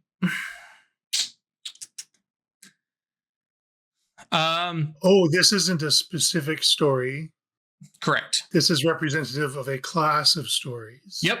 Mm-hmm. Okay. So I need an anchor or a token or something that represents family. Potentially, yeah. Is there a ring? Is there a brooch? Something in the cottage, or I call it a cottage, in the home? Yeah, cottage is good. That I can use to. Sorry, excuse me. Sure. He just reached up. He's like, I need attention. I would say, and this is me making some certain assumptions. Does Solace wear a ring? Mm-hmm. Yes, not her original one, but she wears a new one. Mm-hmm. To represent her and Catherine. Mm-hmm. So I can use my own ring as a token to work myself into the tableau? Potentially, yeah. The role I'm envisioning is to be the pregnant woman's sister. Oh, okay. I wouldn't use the ring for that, but okay. I'm looking for something of their family was my original intention. Well, so that I could step into that. Cattail. Well, what I was to say is because you could step in as her, but I actually like the idea of seeing of Theo kind of recognizing, oh, hey, I could use this to be her, but I don't want to be her. I want to be somebody else, and whipping up a little tweak of the resonance with Prime, right? And being like, okay, yes, but let's just adjust that dial just a little bit, because I could work that role, but I want to work this role instead, because I'm going to be real. You're an Arcmaster. I can make my own rules. Thank you very much. And I'm not even going to ask for a roll there. That's tweaking resonance, which is like Prime 3 kind of shenanigans. And just to paint you what my intention is here, I'm gonna let everything go as it's been going. But when they're and I'm doing the sim speak, Well, or whatever. Yeah, I'm the friendly sister to the pregnant woman is the role that I want to play. And I'm going to let everything unfold as it unfolded before, including all the drinking. But when that moment comes, I'm going to be sitting on his lap just as a physical impediment to her being able to kiss him.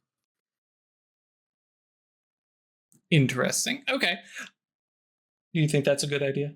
Yeah, or not, and maybe in the lap isn't an appropriate way, but be physically in the way. No, I get you. So, yeah.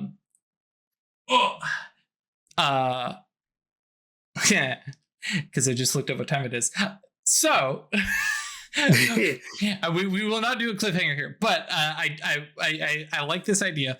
I also love the Arc Master idea of like showing up to a play and there's all these characters and going, I don't like any of them. Create for me this role and I want to play that role, and just inserting yourself into the story. Well, and my in there is that this isn't a story. Correct. It's yeah. No, class of stories. Yeah.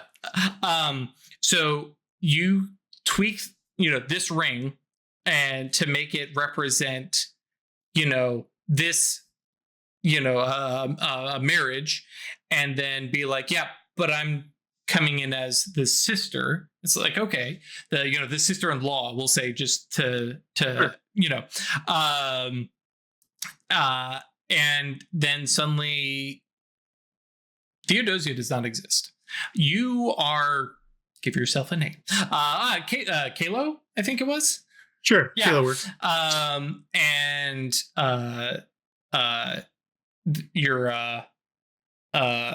your brother-in-law and one of his friends, his best friend, come in.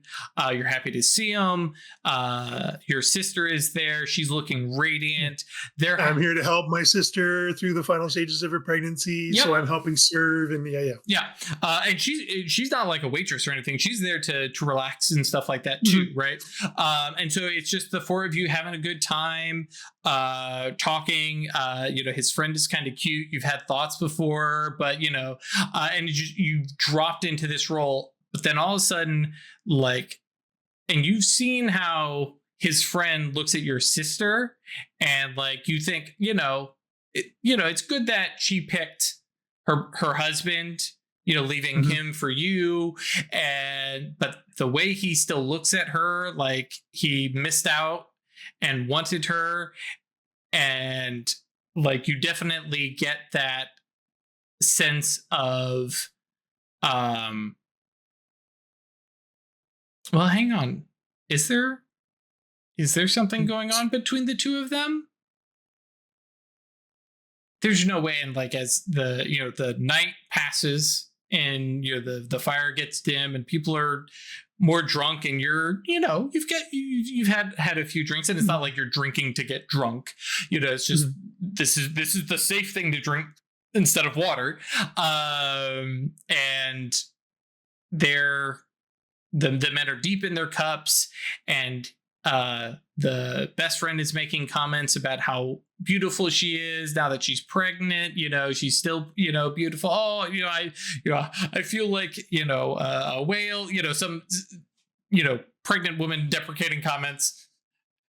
Don't shoot me, internet. I'm just playing the role, and but he's making these lavish, very complimentary comments, and he's and she's, oh, you're so sweet, and pats him on the shoulder, and that's where kind of Theodosia breaks in and goes, oh, I see the moment is happening, and I'll be leaning into striking looks and reminding him of the options he has available, I guess. Okay, sure.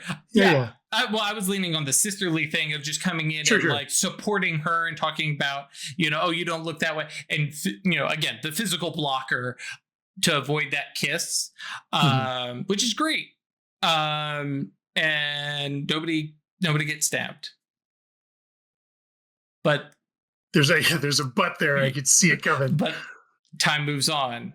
And now you're no longer in the public house, several months have moved forward, and your blonde brother-in-law and your blonde sister are there and welcome forth a beautiful brunette baby, right? And I know the genes are there, and you know, but it just various, like, he does not look like his father kind of moment, and then the "you bastard," and then the punching, and the threats, and the physical altercation, and then the steel flashing, and death. Hey, that didn't work. No. And that that is where we will put our little pin. I have a take two in mind, but we'll get to that next time. Very, very good. Yes, as you kind of wrestle through this tableau and continue to look for your anchor. That'll be great, because that'll be a good episode 3. And I'm trying to remember at this point where everybody else is in terms of anchors, because I don't remember what folks know in YouTube land, but I think they may know more than Craig. So we'll have a resolution one way or another next episode, which, you know, you'll see Craig in like a month, because you got to go through everybody else. Or maybe I'll do them out of sequence. I don't know yet, because timey-wimey Arcana stuff here. This has been really fun. And I look forward to this. We'll have a little show of the tableau. We'll see how many more Craig and Solace can put up with as they search for anchors, and see if they can find them here in the deepest of the underworld. Well, technically you can get a little bit deeper, but that's where things literally come apart. Terrible place to put an anchor. Just gonna give that one for free. The place where your literal tags and attributes and self dissolves, not very conducive to anchoring to anything. So very good. Yeah, Thomas Elliott, maybe we'll see a little bit more of him and Weeping Hunter. Thank you all for joining us. Craig, thank you for playing. Thank you. And folks at home, if you want to join us, that's www.geekinto.space. Come by our Discord there, hang out, chat, tell us about your games, tell us about what you think. A most recent message, because I'm going to give these shout outs because they're always fun, from one of the more recent episodes that just dropped was damn it, Archmage Rilla Remington, architect of the goddamn God Machine. You are actually literally for real the reason we can't have nice things. Yeah, she didn't do it on purpose, but that's hubris for you. And, you know, tell us about your games. It's not all just about us. If you're starting up a new thing, say Star Trek Adventures 2nd Edition, which just got discussed recently. Hey, how does these things work? Somebody will show up. Or maybe your question will prompt me to finally pick up the 2nd edition book, and I'll just go ahead and look it up and tell you the answer, because I'm easy to push around that way. Anyways, or come by Patreon, www.staylucky.club, and you can support us monetarily, going to, supporting the channel, doing tech, art, feeding my TTRPG addiction. Glows and Darkness art. Awesome that. So yes. Oh yeah, I really should do a finale of like the Archmages. Yeah, we'll figure something out for sure. Maybe Drifter will finally get some art too to go with them. All right, thank you all for joining us, and we'll see you for the thrilling conclusion in a month from now. Bye now.